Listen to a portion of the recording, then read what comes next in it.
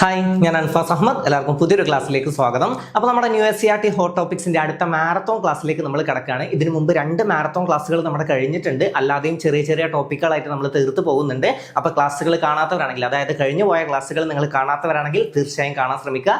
ഇന്നത്തെ ക്ലാസ് നിങ്ങൾക്ക് നിങ്ങൾക്ക് ഇഷ്ടമായെങ്കിൽ, ഇന്നത്തെ ക്ലാസ് നിങ്ങൾക്ക് ഉപകാരപ്പെട്ടു എന്ന് നിങ്ങൾക്ക് തോന്നുകയാണെങ്കിൽ ഇതിന് മുമ്പ് എടുത്ത ക്ലാസ്സുകളും മിസ്സാക്കരുത്. ന്യൂ SCERT ഹോട്ട് ടോപ്പിക്സ് എന്ന് പറഞ്ഞിട്ട് നമുക്കൊരു പ്ലേലിസ്റ്റ് തന്നെ ഉണ്ട്. ആ പ്ലേലിസ്റ്റിൽ പോയാൽ നിങ്ങൾക്ക് വേണ്ട ടോപ്പിക്കുകൾ ഏതാണോ അങ്ങനെയും നിങ്ങൾക്ക് കാണാൻ പറ്റും. അല്ല നിങ്ങൾക്ക് മാരത്തോൺ ക്ലാസ്സുകളാണ് വേണ്ടതെങ്കിൽ അതും അവിടെ കിടക്കുന്നുണ്ട്. അപ്പോൾ ഒരു ക്ലാസ്സും മിസ്സാക്കരുത്. ഇനി വരുന്ന പരീക്ഷകൾക്ക് നമുക്ക് മാരത്തോൺ അത്രയും ഇമ്പോർട്ടൻസ് കൊടുത്ത് പഠിക്കേണ്ടതാണ്. അപ്പോൾ ഒരു ക്ലാസ്സും മിസ്സാക്കാതെ തന്നെ കാണാം. ഓരോ പോയിന്റ്സും നല്ല രീതിയിൽ തന്നെ പഠിച്ചു പോവുക. നിങ്ങൾ ക്ലാസ് കണ്ടാൽ മതി, ഓരോ പോയിന്റ്സും നിങ്ങൾ ഇവിടെ നിന്ന് തന്നെ പഠിച്ചോളും. ആ ഒരു ഉറപ്പ് ഞാൻ തരാം. അത്രയും തവണ റിപ്പീറ്റ് ചെയ്തിട്ടൊക്കെയാണ് നമ്മൾ ഇവിടെ നിന്ന് തന്നെ പഠിക്കാൻ ശ്രമിക്കുന്നുണ്ട്. അപ്പോൾ ഞാൻ റിപ്പീറ്റ് ചെയ്യാൻ പറയുമ്പോൾ കൂടെ റിപ്പീറ്റ് ചെയ്തിട്ടൊക്കെ ഇവിടെ നിന്ന് തന്നെ പറ്റുന്ന അത്രയും പഠിച്ചു പോവുക. പിന്നീട് അതിന് സമയം കൊടുക്കേണ്ടി വരരുത്. ഓക്കെ, അപ്പോൾ ഇന്നത്തെ ക്ലാസ് നിങ്ങൾക്ക് ഇഷ്ടമായെങ്കിൽ, നിങ്ങൾക്ക് ഉപകാരപ്പെട്ടെങ്കിൽ, നിങ്ങൾക്ക് ഈ ക്ലാസ് ഇഷ്ടപ്പെട്ടെന്ന് നിങ്ങൾക്ക് തോന്നുകയാണെങ്കിൽ നിങ്ങളുടെ അഭിപ്രായങ്ങൾ എന്താണെങ്കിലും എന്നെ അറിയിക്കാൻ മറക്കരുത്. അപ്പോൾ അധികം ഒന്നും പറയാതെ നമുക്ക് നേരെ നമ്മുടെ ക്ലാസ്സിലേക്ക് കിടക്കാം.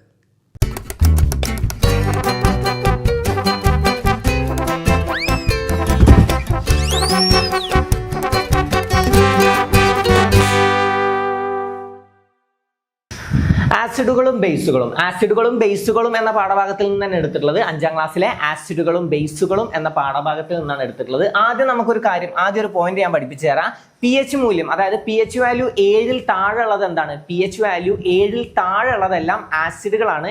pH വാല്യൂ 7ന് മുകളിൽ ഉള്ളതെല്ലാം ബേസുകളാണ് അല്ലേ? അത് ജസ്റ്റ് ഒന്ന് അറിഞ്ഞു വെക്കുക. ചിലപ്പോൾ സ്റ്റേറ്റ്മെന്റ് ആയിട്ടൊക്കെ വരും. pH മൂല്യം 7ന് താഴെ അല്ലേ, 7ന് താഴെ ഉള്ളതാണെങ്കിൽ അതെന്താണ്? അത് ആസിഡുകളാണ്. 7ന് മുകളിലാണെങ്കിൽ അത് ബേസുകളാണ് അല്ലെങ്കിൽ ആൽക്കലികളാണ്. അത് ജസ്റ്റ് ഒന്ന് അറിഞ്ഞു വെക്കുക. ആരാണ് pH സ്കെയിൽ കണ്ടെത്തിയത്? pH സ്കെയിൽ കണ്ടെത്തിയത് ആരാന്ന് ചോദിച്ചാൽ ചോദ്യം വരും സോറൻസൺ. Okay, Sorensen. എന്താണ് pH സ്കെയിൽ കണ്ടെത്തിയത് ആരാന്ന് ചോദിച്ചാൽ ആരാണ്? അത് സോറൻസൺ ആണ്. pH സ്കെയിൽ കണ്ടെത്തിയത് ആരാണ്? സോറൻസൺ ആണ്. pH സ്കെയിൽ കണ്ടെത്തിയത് ആരാണ്? സോറൻസൺ. ഓക്കെ, പിന്നെ ആസിഡുകളുടെ രാജാവ് എന്നൊക്കെ അറിയപ്പെടുന്നത് ആരാണ്? അല്ലെങ്കിൽ രാസവസ്തുക്കളുടെ രാജാവ് എന്നൊക്കെ അറിയപ്പെടുന്നത് ആരെന്ന് ചോദിച്ചതാണ്? സൾഫ്യൂരിക് ആസിഡ് ആണ് കേട്ടോ. Sulphuric acid. Okay, sulphuric acid. ഇതും ജസ്റ്റ് ഒന്ന് അറിഞ്ഞു വെക്കുക. നമുക്കറിയാം പഴങ്ങളുടെ രാജാവ് എന്നൊക്കെ ചോദിച്ചാൽ നമുക്കറിയാം അല്ലെ, ചെറുപ്പം തൊട്ട് നമ്മൾ പഠിച്ചു വരുന്നതാണ്. പഴങ്ങളുടെ രാജാവ് എന്നൊക്കെ ചോദിച്ചാൽ അത് മാമ്പഴമാണ് അല്ലെങ്കിൽ മാങ്ങയാണ്. പഴങ്ങളുടെ രാജാവ് എന്നറിയപ്പെടുന്നത്. രാസവസ്തുക്കളുടെ രാജാവ് അല്ലെങ്കിൽ ആസിഡുകളുടെ രാജാവ് എന്നൊക്കെ ചോദ്യം വന്നാൽ അത് സൾഫ്യൂരിക് ആസിഡ് ആണ്. pH സ്കെയിൽ കണ്ടെത്തിയത് ആരാണ് pH സ്കെയിൽ കണ്ടെത്തിയത്? സോറൻസൺ. എന്താണ് pH സ്കെയിൽ കണ്ടെത്തിയത് ആരാന്ന് ചോദിച്ചാൽ ആരാണ്? സോറൻസൺ ആണ്. ഇനി ആസിഡുകളും ബേസുകളും പലർക്കും നല്ല പ്രോബ്ലം ഉള്ള ഭാഗമാണ് അല്ലേ? ആസിഡുകൾ ബേസുകളൊക്കെ പഠിക്കുമ്പോൾ തലയിൽ കയറില്ല. അങ്ങനെയൊക്കെ ഒരുമാതിരി മൈൻഡിൽ ഇപ്പൊ തന്നെ സെറ്റ് ചെയ്ത് വെച്ചിട്ടുള്ള കാര്യമാണ്. ഇതൊന്നും തലയിൽ കയറില്ല. ഇതൊക്കെ എങ്ങനെ പഠിച്ചെടുക്കാനെന്നൊക്കെ മൈൻഡിൽ സെറ്റ് ചെയ്തതാവും. ഇത് ന്യൂ SCERT ആണ്. ഇനി ചോദ്യങ്ങൾ ഇവിടെ നിന്നാവും. SCERT മീൻസ് ന്യൂ SCERT അല്ല, ഓൾഡ് SCERT നിങ്ങൾ പഠിച്ചിട്ടുണ്ടാവണം. പക്ഷെ ന്യൂ SCERT നമുക്ക് അത്രത്തോളം ചാൻസ് കൂടുതലാണ്. അപ്പൊ ഇവിടെ നിന്ന് കൂടുതൽ ചോദ്യം വരാനുള്ള സാധ്യത ഉണ്ട്. അപ്പൊ ആസിഡുകളെ കുറിച്ചും ബേസുകളെ കുറിച്ചും നിങ്ങൾ പഠിച്ചിരിക്കേണ്ട കാര്യങ്ങളൊക്കെ ന്യൂ SCERT കൊടുത്തിട്ടുള്ളതൊക്കെ നമുക്ക് ഇവിടെ നിന്ന് തന്നെ പഠിച്ചു പോവാം. ടെൻഷൻ ഒന്നും വേണ്ട. തീർച്ചയായിട്ടും ഈ ക്ലാസ് കഴിയുമ്പോൾ നിങ്ങൾക്ക് എല്ലാതും സെറ്റ് ആവും. ആ ഒരു ഉറപ്പ് പോരെ. അപ്പൊ ആ ഒരു ഉറപ്പോട് കൂടെ തന്നെ നമുക്ക് സ്റ്റാർട്ട് ചെയ്യാം. ആദ്യം പോയിന്റ്സ് നോക്കാം. ആസിഡുകൾ ബേസുകൾ, അതിന്റെ പോയിന്റ്സ് നോക്കാം. ആസിഡുകൾ നീല ലിറ്റ്മസിനെ ചുവപ്പാക്കുന്നു. നീല ലിറ്റ്മസിനെ ചുവപ്പാക്കുന്നത് എന്താണ്? ആസിഡുകളാണ്. ആസിഡുകൾ എന്താ? നീല ലിറ്റ്മസ് പേപ്പറിനെ അതെന്തായിരുന്നു? ചുവപ്പാക്കുന്നു. നീലയെ ചുവപ്പാക്കുന്നത് ആസിഡും ചുവപ്പിനെ നീലയാക്കുന്നത് ഏതാണ്? അത് ബേസുകളുമാണ്. ഓക്കെ, ചുവപ്പിനെ നീലയാക്കുന്നത് ബേസുകളും നീലയെ ചുവപ്പാക്കുന്നത് എങ്ങനെ കണക്ട് ചെയ്യാം? നമുക്കറിയാം, നമ്മൾ ആസിഡ് എന്നൊക്കെ പറയുമ്പോൾ നമ്മുടെ മൈൻഡ് എന്താ വരും? മുഖത്തേക്ക് ഒഴിക്കുന്നതും കയ്യിൽ ആസിഡ് ആവുന്നതൊക്കെ അല്ലേ? നമുക്ക് അങ്ങനെ ഒരു ടെൻഷൻ വരില്ല. അതായത് കയ്യിൽ ആസിഡ് ആയ എന്താവും? ഇറച്ചിയൊക്കെ ഇങ്ങനെ പോയി ചുവന്ന കളറാവും. അപ്പൊ അങ്ങനെ കണക്ട് ചെയ്തൂടെ? അപ്പൊ എന്താവും? ആസിഡ് തട്ടിയാൽ ചുവപ്പാകുന്നു എന്ന് ആലോചിക്കാം കേട്ടോ. ആസിഡ് തട്ടിയാൽ ചുവപ്പാകുന്നു, അങ്ങനെ കണക്ട് ചെയ്താൽ മതി. ആസിഡ് നമുക്കറിയാം സൾഫ്യൂരിക് ആസിഡ് ഒക്കെ ആയി കഴിഞ്ഞാൽ കൈയൊക്കെ പൊള്ളിയുന്ന നമ്മൾ പറയാറുണ്ട് അല്ലേ? ഇങ്ങനെ പൊള്ളിയത് പോലെ ആവും അല്ലേ? നമ്മൾ ആസിഡ് മുഖത്തേക്ക് ഒഴിക്കുന്നതൊക്കെ സിനിമകളിലൊക്കെ കണ്ടിട്ടുണ്ട്. അപ്പൊ അതൊക്കെ വെച്ചിട്ടൊന്ന് കണക്ട് ചെയ്ത് നോക്കുക. അത് ആയിക്കഴിഞ്ഞാൽ, അതായത് ആസിഡ് കയ്യിലോ അല്ലെങ്കിൽ ദേഹത്തെ എവിടെയെങ്കിലൊക്കെ ആയിക്കഴിഞ്ഞാൽ എന്ത് ചെയ്യും? അവിടെ ഫുള്ള് ഇറച്ചിയൊക്കെ കണ്ട് ചുവപ്പ് കളറാവും. ഓക്കെ, അപ്പൊ ചുവപ്പ് വെച്ച് കണക്ട് ചെയ്യാൻ ചുവക്കുന്നു. എന്താണ്? നീല ലിറ്റ്മസിനെ ചുവപ്പാക്കുന്നത് ആസിഡും ചുവപ്പിനെ നീലയാക്കുന്നത് ബേസുകളുമാണ്. ജസ്റ്റ് കണക്ട് ചെയ്ത് ഇവിടെ നിന്ന് തന്നെ പഠിച്ചിട്ട് പോവാ. ഓക്കെ, പുളി രുചിയാണുള്ളത്. എന്തിന്? ആസിഡിന് പുളി രുചിയാണ് കേട്ടോ. ആസിഡിന് എന്താണ്? പുളി രുചിയാണ്. ആസിഡിന് എന്താണ്? പുളി രുചിയും ബേസുകൾക്ക് കാരരുചിയുമാണുള്ളത്. ഓക്കെ, ആസിഡിന് പുളി രുചിയും ബേസുകൾക്ക് കാരരുചിയുമാണ് ഉള്ളത്. പിന്നെ വഴുവഴുപ്പില്ല. എന്തിന്? ആസിഡിന് അങ്ങനെ വഴുവഴുപ്പൊന്നുമില്ല കേട്ടോ. ആസിഡുകൾക്ക് എന്താണ്? വഴുവഴുപ്പൊന്നുമില്ല. പക്ഷെ എന്തിനുണ്ട്? ബേസുകൾക്ക് നല്ല വഴുവഴുപ്പുണ്ട്. ഓക്കെ, ബേസുകൾക്ക് വഴുവഴുപ്പുണ്ട്. ആസിഡിന് എന്തില്ല? വഴുവഴുപ്പില്ല. കണക്ട് ചെയ്യാം. നമ്മൾ ആസിഡ് ആയി കഴിഞ്ഞാൽ എന്നുള്ള സൗണ്ട് ഒക്കെ വന്ന് കണക്ട് ചെയ്യുക. ഓക്കെ, സിനിമകളിലൊക്കെ അങ്ങനെ കാണിക്കാറുള്ളത്. അപ്പൊ അത് വെച്ചിട്ട് ഇങ്ങനെ ചുവപ്പാകുന്നത് ആലോചിക്കുക. അപ്പൊ നമുക്ക് എന്ത് കിട്ടും? ഈ ഒരു പോയിന്റ് കിട്ടും. നീല ലിറ്റ്മസിനെ ചുവപ്പാക്കുന്നു. ഓക്കെ, നമ്മുടെ ശരീരത്തിന് അതൊക്കെ എന്താക്കും? ചുവപ്പാക്കും. അത് വെച്ചിട്ട് നമുക്ക് ഇവിടെ കണക്ട് ചെയ്ത് വെക്കുക. ഓക്കെ, ഞാൻ നേരത്തെ പറഞ്ഞ കാര്യം മറക്കരുത്. അതായത് pH സ്കെയിൽ കണ്ടെത്തിയത് ആരാണ്? സോറൻസൺ ആണ്. ഇടയിൽ ഒന്ന് റിപ്പീറ്റ് ചെയ്ത് പോവുക, കാരണം ഇവിടെ ആ പോയിന്റ് കൊടുത്തിട്ടില്ല, പക്ഷേ ഇമ്പോർട്ടന്റ് ആണ്. സോറൻസൺ ആണ് എന്ത് കണ്ടുപിടിച്ചത്? pH സ്കെയിൽ കണ്ടുപിടിച്ചത്. pH വാല്യൂ 7 താഴെ ഉള്ളതാണെങ്കിൽ അതെന്താണ്? അത് ആസിഡുകളാണ് അല്ലെ? ആസിഡുകളാണ്. pH value 7 താഴുള്ളത് ബേസുകളാണ് 7 മുകളിലുള്ളത്. ഓക്കെ, അപ്പൊ എന്താണ് 7? എന്താണ് 7? ജലമാണ് അല്ലെ? 7 ജലമാണ്. pH വാല്യൂ 7 എന്തിന്റെ ചിലപ്പോൾ ചോദ്യം വരാറുണ്ട്. അത് ജലത്തിന്റെ ആണ് കേട്ടോ, ജലത്തിന്റെ ആണ് pH വാല്യൂ 7. അപ്പൊ എന്തൊക്കെ പഠിച്ചു? ചുവപ്പാക്കുന്നത് ആസിഡാണ്, നീലയാക്കുന്നത്, അതായത് ചുവപ്പിനെ നീലയാക്കുന്നത്, ചുവപ്പ് ലിറ്റ്മസിനെ നീലയാക്കുന്നത് ബേസുകളാണ്. എന്നാൽ നീല ലിറ്റ്മസിനെ ചുവപ്പാക്കുന്നത്, ചുവപ്പാവുകയാണ്. നമുക്കറിയാം ആസിഡ് കയ്യിലായ ചുവപ്പാവും നമുക്കറിയാം. കണക്ട് ചെയ്യണം. ഓക്കെ, കണക്ട് ചെയ്യാൻ വേണ്ടി അങ്ങനെ പറഞ്ഞു തന്നതാണ്. അപ്പൊ ഇത് കണക്ട് ചെയ്ത് വെക്കുക, ചുവപ്പാവും കേട്ടോ. പിന്നെ പുളി രുചിയാണുള്ളത്. ആസിഡിന് എന്താണ്? പുളി രുചിയാണുള്ളത്. ആസിഡിന് പുളി രുചിയാണ്. ഇതിനെന്താ? ബേസുകൾക്ക് കാര രുചിയാണുള്ളത്. ആസിഡിന് എന്ത് രുചിയാണ്? പുളി രുചിയാണുള്ളത്. ബേസുകൾക്ക് കാര രുചിയാണുള്ളത്. റിപ്പീറ്റ് ചെയ്ത് പറയണം. ഞാൻ പറയുമ്പോൾ ഞാൻ പിന്നെയും ചോദിക്കും അല്ലെ, എന്ത് രുചിയാണ് ആസിഡിന്? എന്ത് രുചിയാണെന്ന് ഞാൻ ചോദിക്കുമ്പോൾ നിങ്ങൾ മനസ്സിലായാലും ഒന്ന് റിപ്പീറ്റ് ചെയ്യാം. അപ്പൊ നിങ്ങൾക്ക് പതിയും, മനസ്സിൽ പതിയും. ഓക്കെ, അപ്പൊ ആസിഡിന് എന്താണ്? പുളി രുചിയാണുള്ളത്. ബേസുകൾക്ക് എന്ത് രുചിയാണുള്ളത്? ബേസുകൾക്ക് എന്ത് രുചിയാണ്? കാര രുചിയാണുള്ളത് അല്ലെ? കാര രുചിയാണ് ബേസുകൾക്കുള്ളതൊന്നും നമ്മൾ പഠിച്ചു. പിന്നെ നീല ലിറ്റ്മസിനെ ചുവപ്പാക്കുന്നത് ആരാണ്? അത് ആസിഡുകളാണ് അല്ലെ? നീല ലിറ്റ്മസിനെ ചുവപ്പാക്കുന്നത് ആസിഡാണ്. ചുവപ്പ് ലിറ്റ്മസിനെ നീലയാക്കുന്നത് അത് ബേസുകളാണ്. അതും നമ്മൾ പഠിച്ചു. ക്ലിയർ ആണ്. പിന്നെന്താണ്? വഴുവഴുപ്പുള്ളത് ഏതിനാണ്? വഴുവഴുപ്പുള്ളത്, വഴുവഴുപ്പുണ്ട് എന്ന് പറയുന്നത് ഏതിനാണ്? വഴുവഴുപ്പുള്ളത് ബേസുകൾക്കാണ്. വഴുവഴുപ്പ് ഇല്ലാത്തതോ? ആസിഡുകൾക്ക് വഴുവഴുപ്പില്ല. പോയിന്റ് ശ്രദ്ധിക്കണം, സ്റ്റേറ്റ്മെന്റ് ആയിട്ട് വരും. ആസിഡുകളെ കുറിച്ച് താഴെ കൊടുത്തിരിക്കുന്ന പ്രസ്താവനകളിൽ തെറ്റായത് കണ്ടെത്തുക. അതിൽ കൊടുത്തിട്ടുണ്ടാവും വഴുവഴുപ്പുള്ളതാണ്. അതെന്താണ്? അത് തെറ്റാണ്. ഓക്കെ, വഴുവഴുപ്പില്ല, വഴുവഴുപ്പ് ഇല്ല. വഴുവഴുപ്പുള്ളത് ഏതിനാണ്? ബേസുകൾക്കാണ് വഴുവഴുപ്പുള്ളത്. ക്ലിയർ അല്ലേ? ഈ പോയിന്റ്സ് ക്ലിയർ അല്ലേ? ഇനി അടുത്ത പോയിന്റ്സ് നോക്കാം. pH 7 കുറവ്, ഞാൻ പറഞ്ഞു അല്ലെ? pH വാല്യൂ 7 കുറവാണെങ്കിൽ അതെന്താണ്? pH വാല്യൂ 7 കുറവാണെങ്കിൽ അത് ആസിഡാണ്. 7 കൂടുതലാണുള്ളതെങ്കിൽ അത് ബേസ് ആണ്. ഓക്കെ, അപ്പൊ pH വാല്യൂ 7 കുറവ് എന്താണ്? ആസിഡ്. 7 കുറവാണ് ആസിഡ്, 7 കൂടുതൽ എന്താണ്? ബേസുകളാണ്. ഓക്കെ, 7 കുറവ് എന്താണ്? ആസിഡാണ്, 7 കൂടുതൽ എന്താണ്? ബേസുകളാണ്. ഓക്കെ, ഇനി pH സ്കെയിൽ കണ്ടെത്തിയതാരാണ്? നമ്മൾ നേരത്തെ പഠിച്ചു. pH സ്കെയിൽ കണ്ടെത്തിയതാര്? കിട്ടിയില്ലേ? ഉത്തരം കിട്ടിയില്ലേ? pH സ്കെയിൽ കണ്ടെത്തിയതാരാണ്? സോറൻസൺ. സോറൻസൺ ആണ് pH സ്കെയിൽ കണ്ടെത്തിയത്. ആരാണ്? സോറൻസൺ ആണ് pH സ്കെയിൽ കണ്ടെത്തിയത്. pH വാല്യൂ 7 താഴെയാണെങ്കിൽ അതെന്താണ്? ആസിഡുകളാണ്. 7 മുകളിലാണെങ്കിൽ അതെന്താണ്? അത് ബേസുകളാണ്. pH വാല്യൂ 7 എന്തിനാണ്? എന്തിനാണ് pH വാല്യൂ 7 ഉള്ളത്? 7 ഏതിനാണ്? ജലത്തിനാണ് അല്ലെ? ജലത്തിനാണ് pH വാല്യൂ 7 ഉള്ളത്. ആസിഡ് അടങ്ങിയ പദാർത്ഥങ്ങൾ നാരങ്ങ നീര്, വിനാഗിരി, മോര്, പുളിവെള്ളം, തേങ്ങ വെള്ളം, കഞ്ഞിവെള്ളം, പാൽ, ഇതിലൊക്കെ എന്തുണ്ട്? ആസിഡ് ഉണ്ട്. ഇതിലൊക്കെ ഏതൊക്കെ ആസിഡുകളാണ് നമുക്ക് പഠിക്കാനുണ്ട്? നാരങ്ങ നമ്മൾ കണ്ടിട്ടുണ്ടാവല്ലോ. നാരങ്ങയിൽ ഏത് ആസിഡാണ് നമ്മൾ പഠിച്ചിട്ടുണ്ടാവില്ലേ? സിട്രിക് ആസിഡ് അല്ലേ? സിട്രിക് ആസിഡ് ഏതിലാണ്? നാരങ്ങയിലാണ്. പുളിയിൽ ഏത് ആസിഡാണ്? ടാർട്ടാറിക് ആസിഡ് ആണെന്നൊക്കെ നമ്മൾ പഠിച്ചിട്ടുണ്ട്. നമുക്ക് ഇന്ന് പഠിച്ചു പോകാം കേട്ടോ, സെറ്റ് ആക്കിയിട്ട് തന്നെ പോവാ. പിന്നെ ബേസുകൾ അടങ്ങിയ പദാർത്ഥങ്ങൾ ഏതൊക്കെയാണ്? സോപ്പ് ആലോചിച്ചാൽ പോരെ, വഴുവഴുപ്പുണ്ട്. ഓക്കെ, സോപ്പ് വെള്ളം, അപ്പക്കാര, ലായനി, ചുണ്ണാമ്പ് വെള്ളം, തെളിഞ്ഞ ചാരവെള്ളം. ഓക്കെ, ഇതൊക്കെ എന്താണ്? ബേസുകൾ അടങ്ങിയതാണ് കേട്ടോ. ബേസുകൾ അടങ്ങിയ പദാർത്ഥങ്ങളാണ് സോപ്പ് വെള്ളം, അപ്പക്കാര ലായനി, ചുണ്ണാമ്പ് വെള്ളം, തെളിഞ്ഞ ചാരവെള്ളം. ഇത് ജസ്റ്റ് ഒന്ന് അറിഞ്ഞു വെക്കുക. പിന്നെ ആസിഡുകൾ ഏതിലൊക്കെയാണ്? ഒന്ന് നാരങ്ങ വെള്ളം, വിനാഗിരി, മോര്, പുളിവെള്ളം, തേങ്ങാവെള്ളം, കഞ്ഞിവെള്ളം, പാൽ, ഇതിലൊക്കെ എന്തുണ്ട്? ഇതിലൊക്കെ ആസിഡ് അടങ്ങിയിട്ടുണ്ട്. ഇനി നമുക്ക് നോക്കാം. അപ്പൊ pH സ്കെയിൽ 7 താഴെയാണെങ്കിൽ അതെന്താണ്? ആസിഡാണ്. 7 മുകളിലാണെങ്കിൽ അതെന്താണ്? ബേസുകളാണ് അല്ലെ?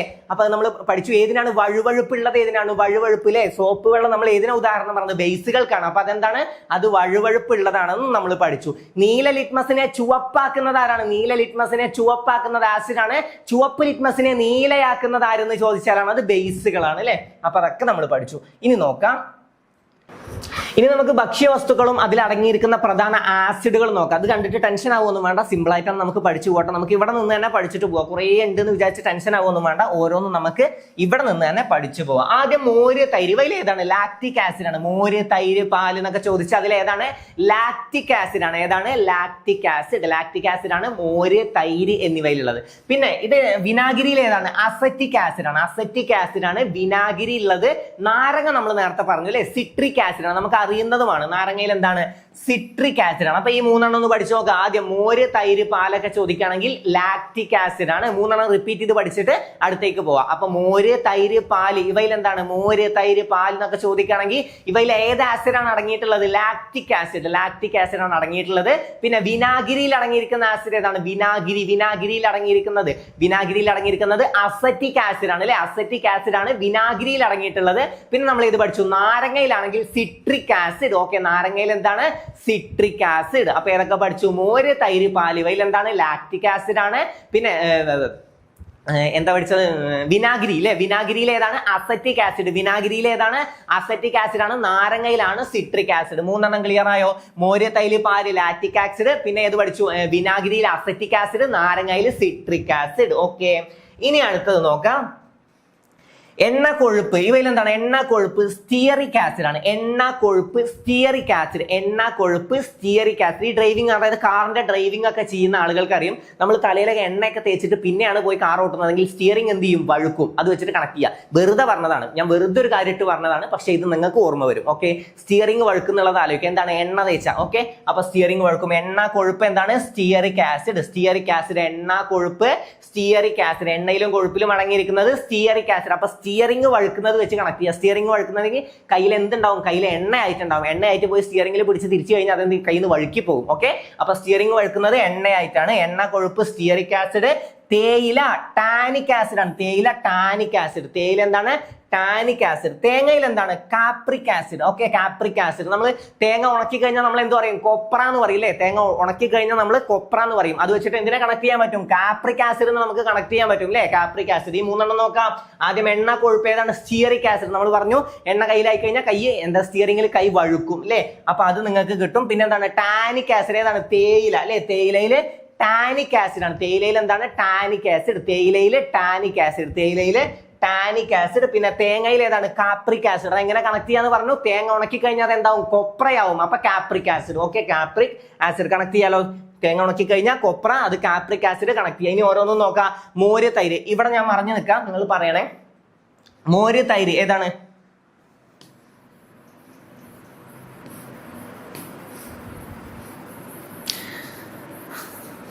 ഇതിനി നിങ്ങൾക്ക് കാണുമോ അറിയില്ല, എന്നാലും ഇതിൽ നോക്കാതെ പറയണേ. മോര്, തൈര് ഏതാണ്? അതിലേതാണ്? മോര്, തൈര്. അവയിൽ അടങ്ങിയിരിക്കുന്ന ആസിഡ് ഏതാണ്? നമ്മൾ റിപ്പീറ്റ് ചെയ്ത് പറഞ്ഞതാണ് അല്ലെ. മോര്, തൈര് ലാക്റ്റിക് ആസിഡ് ആണ്. കിട്ടിയല്ലോ. മോര്, തൈര് ലാക്റ്റിക് ആസിഡ് ആണ്. പിന്നെ വിനാഗിരിയിൽ ഏതാണ്? വിനാഗിരിയിൽ അസറ്റിക് ആസിഡ് ആണ്. ഞാൻ ഇങ്ങനെ പറയുന്നതിൽ ബുദ്ധിമുട്ടുണ്ടോ? നിങ്ങൾ പഠിക്കാൻ വേണ്ടിയിട്ടാണ്, ഇവിടെ നിന്ന് തന്നെ പഠിച്ചു പോകാൻ വേണ്ടിയിട്ടാണ്. നിങ്ങൾക്ക് ഇത് ജസ്റ്റ് ഇതാണ് നമുക്ക് പഠിക്കാനുള്ളതെന്ന് പറഞ്ഞ് കാണിച്ചു തരാനല്ല, നമുക്ക് ക്ലാസ്സിൽ നിന്ന് തന്നെ പഠിച്ചു പോയാൽ അത്രയും ഉപകാരം ഉണ്ടല്ലോ എന്ന് ആലോചിച്ചിട്ടാണ്. ഓക്കെ, അപ്പൊ ഇവിടെ നിന്ന് തന്നെ പഠിച്ചിട്ട് പോവാ, കുഴപ്പമുണ്ടാവില്ല എന്ന് വിചാരിക്കുന്നു. നല്ല ആക്റ്റീവായിട്ട് ഇരുന്ന് പഠിക്കാട്ടോ. ഞാനും പറ്റുന്ന അത്രയും ഞാൻ സൗണ്ട് എടുത്തിട്ടൊക്കെ പറഞ്ഞു തരാം. ഇവിടെ നിന്ന് തന്നെ നമുക്ക് പഠിച്ചു പോവാം. അപ്പൊ മോര്, തൈര്, പാല് ഏതാണ്? മോര്, തൈര്, പാല് ലാക്റ്റിക് ആസിഡ് ആണ് അല്ലെ. ലാക്റ്റിക് ആസിഡ് ആണ്. വിനാഗിരിയിൽ ഏതാണ്? വിനാഗിരിയിൽ അസറ്റിക് ആസിഡ് ആണ്. നാരങ്ങയിൽ നമ്മൾ പറഞ്ഞു സിട്രിക് ആസിഡ് അല്ലെ. നാരങ്ങയിൽ ഏതാണ്? Citric acid. അപ്പൊ എന്തിനാണ് വഴുക്കുക? എണ്ണ കൊഴുപ്പ്. ഇതെന്താണ്? സ്റ്റിയറിംഗ് വഴുക്കും. അപ്പൊ സ്റ്റിയറിക് ആസിഡ്, എണ്ണ കൊഴുപ്പ്. ഇപ്പൊ കിട്ടുന്നില്ലേ? പിന്നെ തേയിലയിൽ എന്താണ്? Tannic acid. തേയിലയില് ടാനിക് ആസിഡ് ആണ്. തേങ്ങയിൽ എന്താണ്? തേങ്ങ ഉണക്കി കഴിഞ്ഞാൽ നമ്മൾ അതിന് എന്ത് പറയും? ഞങ്ങളുടെ അവിടെയൊക്കെ കൊപ്ര എന്ന് പറയും. വേറെ എവിടെയെങ്കിലും എന്തെങ്കിലും പറയുന്നുണ്ടോ എന്ന് എനിക്കറിയില്ല. കൊപ്ര, അത് വെച്ച് കണക്ട് ചെയ്യട്ടോ. കൊപ്ര ഏതാണ്? Capric acid. അപ്പൊ അത്ര കാര്യങ്ങൾ കിട്ടിയ ഒരു വട്ടം കൂടെ പറയാം. മോര്, തൈര്, പാല് അതിലെന്താണ്? ലാക്റ്റിക് ആസിഡ് ആണ്. Lactic acid. വിനാഗിരിയിലാണ് അസറ്റിക് ആസിഡ് അല്ലെ. വിനാഗിരിയിലാണ് അസറ്റിക് ആസിഡ്. നാരങ്ങയിൽ എന്താണുള്ളത്? Citric acid. പിന്നെ ഈ എണ്ണ കൊഴുപ്പ് കയ്യിലായിട്ട് എന്ത് പിടിച്ച് തിരിക്കുമ്പോഴാണ് വഴുക്കുക? സ്റ്റിയറിംഗ്. അപ്പൊ സ്റ്റിയറിക് ആസിഡ്. തേയിലയിൽ എന്താണ്? Tannic acid. പിന്നെ തേങ്ങ ഉണക്കി കഴിഞ്ഞാൽ നമ്മൾ എന്ത് പറയും? കൊപ്ര എന്ന് പറയും. അപ്പൊ എന്ത് കണക്ട് ചെയ്യാൻ പറഞ്ഞു? കൊപ്ര, കാപ്രിക് ആസിഡ് അല്ലേ. പഠിച്ചില്ലേ? കിട്ടിയല്ലോ. ഇനി ഒരു വട്ടം കൂടെ പറയാം. മോര്, തൈര്, പാല് ലാക്റ്റിക് ആസിഡ് ആണ്. വിനാഗിരിയിൽ എന്താണ്? അസറ്റിക് ആസിഡ് ആണ്. പിന്നെ നാരങ്ങയിൽ എന്താണ്? സിട്രിക് ആസിഡ് ആണ്.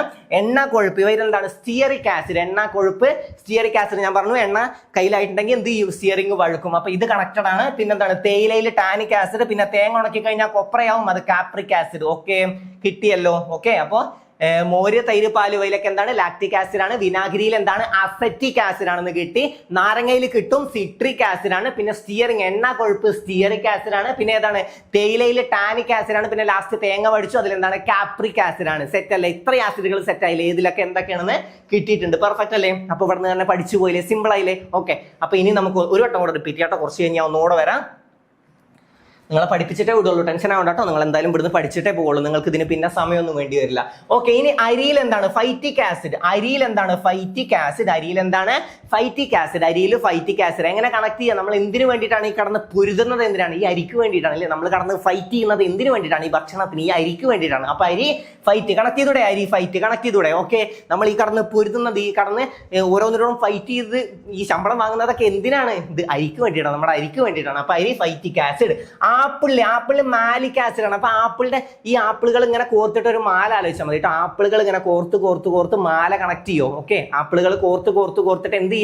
ഒരു മാല കണക്ട് ചെയ്ത് വെക്കുക. അപ്പൊ എന്ത് കിട്ടും? ആപ്പിൾ മാലിക് ആസിഡ് എന്നത് കിട്ടിയും. Okay, apple malic acid. വാളൻപുളി മുന്തിരി, അതായത് പുളി മുന്തിരി എന്താണ്? Tartaric acid. നിങ്ങളൊന്ന് ആലോചിച്ച് നോക്ക്, ഈ പുളി, അതായത് ഈ പുളി എടുത്തിട്ട് നമ്മൾ കുറെ ഇരുന്ന് ചവച്ച് കഴിഞ്ഞാൽ, നമ്മളൊന്ന് ചിരിച്ചു കഴിഞ്ഞാൽ പിന്നെ നമ്മുടെ ചിരി എന്തുപോലെ ഉണ്ടാവും? ടാറ് പോലെ ഉണ്ടാവും അല്ലേ?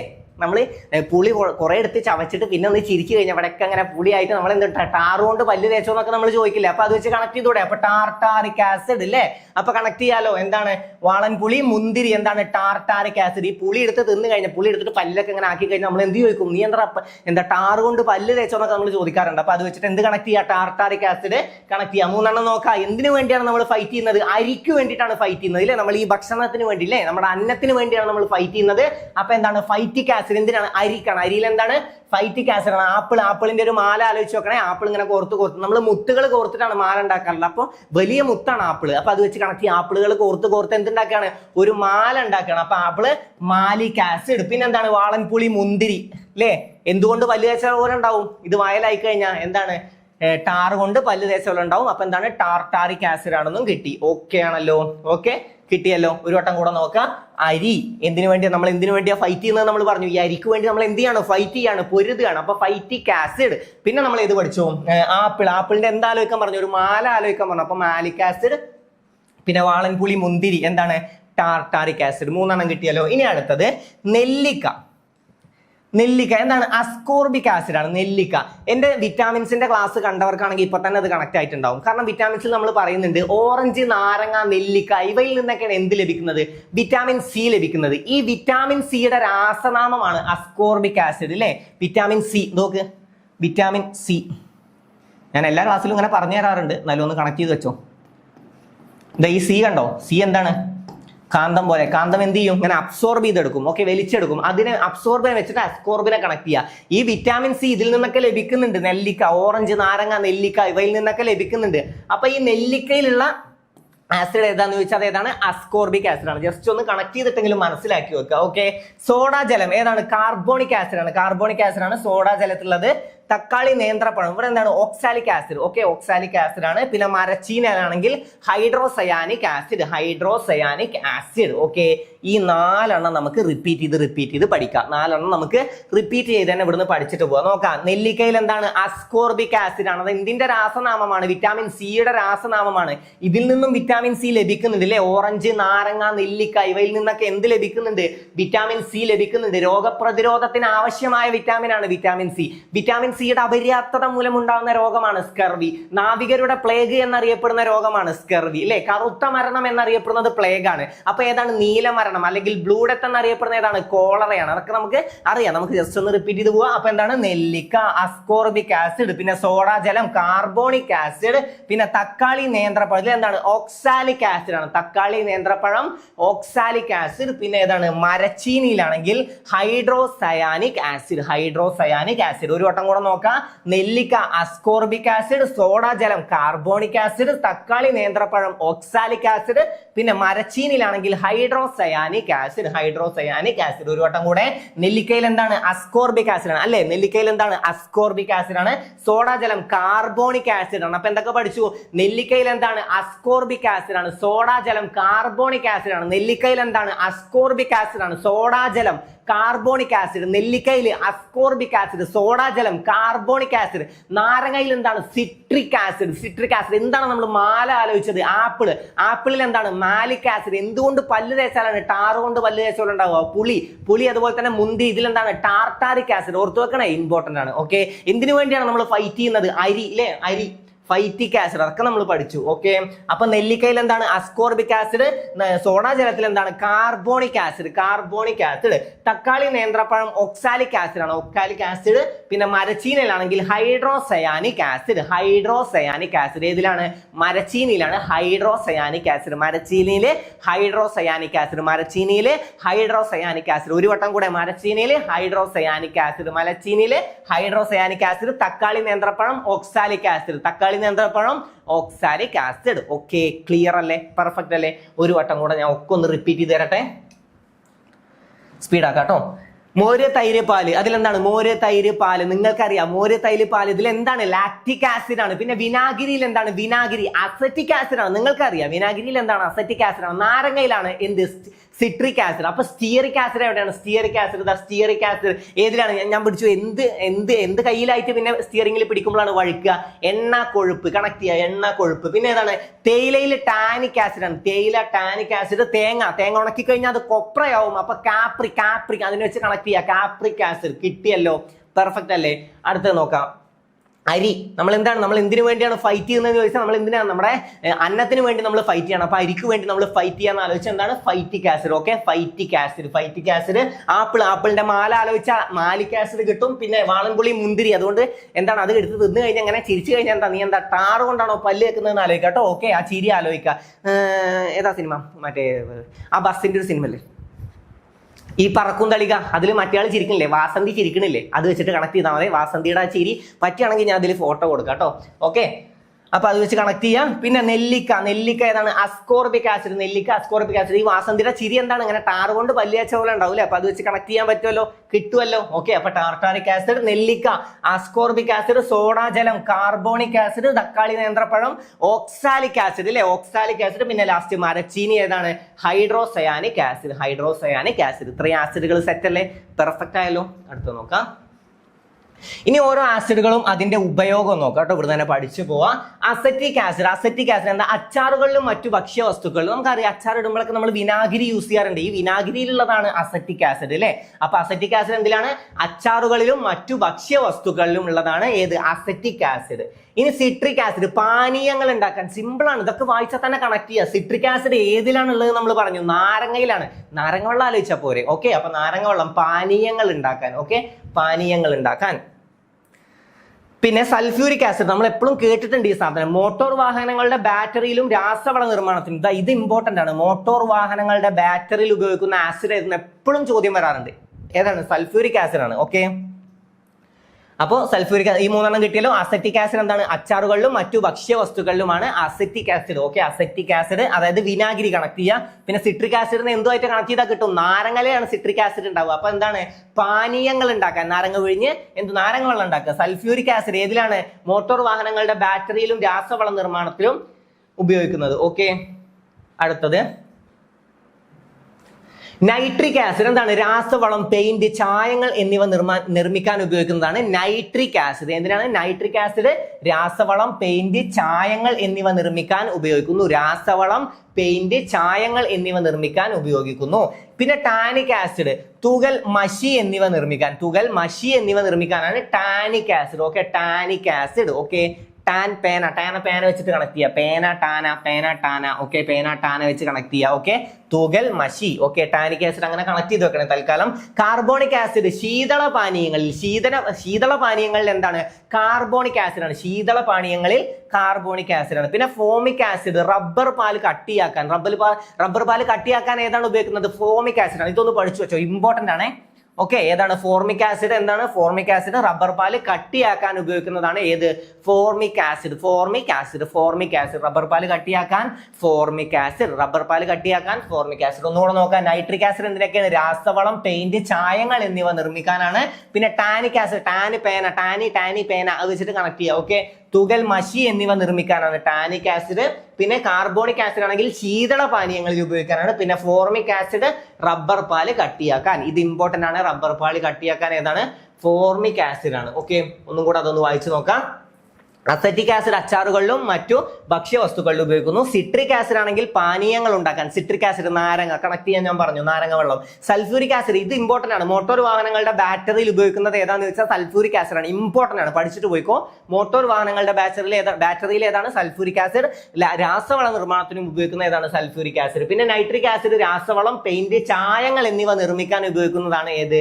Nitric acid. ടാനിക് ആസിഡ് ആണെങ്കിൽ തുകൽ, മഷി എന്നിവ നിർമ്മിക്കാൻ ഉപയോഗിക്കുന്നു. കാർബോണിക് ആസിഡ് ശീതള പാനീയങ്ങൾ നിർമ്മിക്കാൻ ഉപയോഗിക്കുന്നു. ഫോർമിക് ആസിഡ് റബ്ബർ പാല് കട്ടിയാക്കാൻ ഏതാണ്? ഫോർമിക് ആസിഡ് ആണ്. ഓക്കെ, ഇനി ബേസുകളും ഉപയോഗങ്ങളും നോക്കാം. കാൽസ്യം ഹൈഡ്രോക്സൈഡ് എന്തിനാണ്? ഗ്ലാസ് നിർമ്മാണം, മണ്ണിന്റെ അസിഡിറ്റി കുറക്കൽ, ഇതിനൊക്കെ ഏതാണ്? കാൽസ്യം ഹൈഡ്രോക്സൈഡ് ആണ്. ഇമ്പോർട്ടന്റ് ആണ്. ഏതൊക്കെയാണ്? ഗ്ലാസ് നിർമ്മാണം, പിന്നെ ഏതാണ്? മണ്ണിന്റെ അസിഡിറ്റി കുറക്കൽ. ഇതിന് രണ്ടിനും ഏതാണ്? കാൽസ്യം ഹൈഡ്രോക്സൈഡ് ആണ്. സോഡിയം ഹൈഡ്രോക്സൈഡ് ആണെങ്കിൽ സോപ്പ്, പേപ്പർ, റയോൺ എന്നിവ ഉണ്ടാക്കാൻ, ഏതാണ്? അതിന് സോഡിയം ഹൈഡ്രോക്സൈഡ് ആണ്. സോപ്പ്, പേപ്പർ, റയോൺ എന്നിവ ഉണ്ടാക്കാൻ ഉപയോഗിക്കുന്നത്. സോപ്പ്, പേപ്പർ, റയോൺ എന്നിവ ഉണ്ടാക്കാൻ ഏതാണ്? Sodium hydroxide. Sodium hydroxide soap, connect ചെയ്യുക. ഓക്കെ, ഇനി പൊട്ടാസ്യം ഹൈഡ്രോക്സൈഡ് എന്താണ്? സോഫ്റ്റ് പേപ്പർ ഉണ്ടാക്കാനാണെങ്കിൽ potassium hydroxide. Okay, potassium hydroxide ആണ് സോഫ്റ്റ് പേപ്പർ ഉണ്ടാക്കാൻ ഉപയോഗിക്കുന്നത്. അലുമിനിയം ഹൈഡ്രോക്സൈഡ്, അതുപോലെ തന്നെ മഗ്നീഷ്യം ഹൈഡ്രോക്സൈഡ്, ഇതൊക്കെയാണ് മരുന്നുകളിൽ ഉപയോഗിക്കുന്നത്. ഏതൊക്കെയാണ്? അലുമിനിയം ഹൈഡ്രോക്സൈഡും മഗ്നീഷ്യം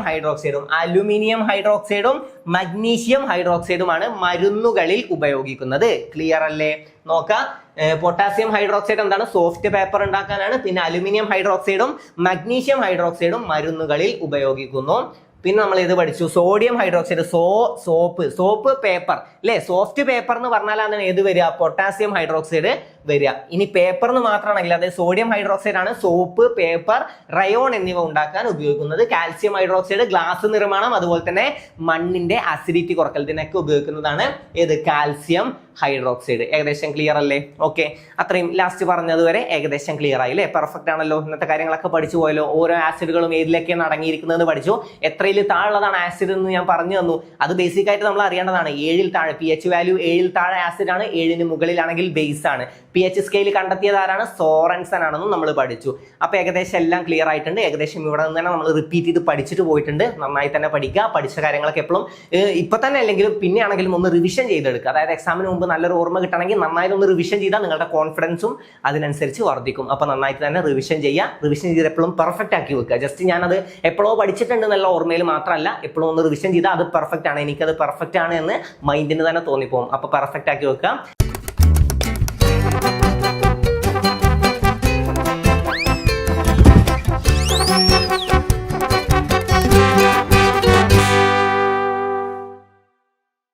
അപ്പൊ ഇന്ന് നമ്മൾ ഡിസ്കസ് ചെയ്യാൻ പോകുന്നത് സൗരയൂഥത്തിനെ കുറിച്ചിട്ടാണ്. സൗരയൂഥം നമുക്ക് നോക്കാം. ഏത് പാഠത്തിൽ നിന്നാണ്? കയ്യെത്തും ദൂരത്ത് ആകാശം എന്ന 5ാം ക്ലാസ്സിലെ ചാപ്റ്ററിൽ നിന്നാണ് നമ്മൾ ഏതെടുത്തിട്ടുള്ളത്? സൗരയൂഥത്തിനെ കുറിച്ചുള്ള പോയിന്റ്സ് എടുത്തിട്ടുള്ളത്. ആദ്യം നമുക്ക് നോക്കാം.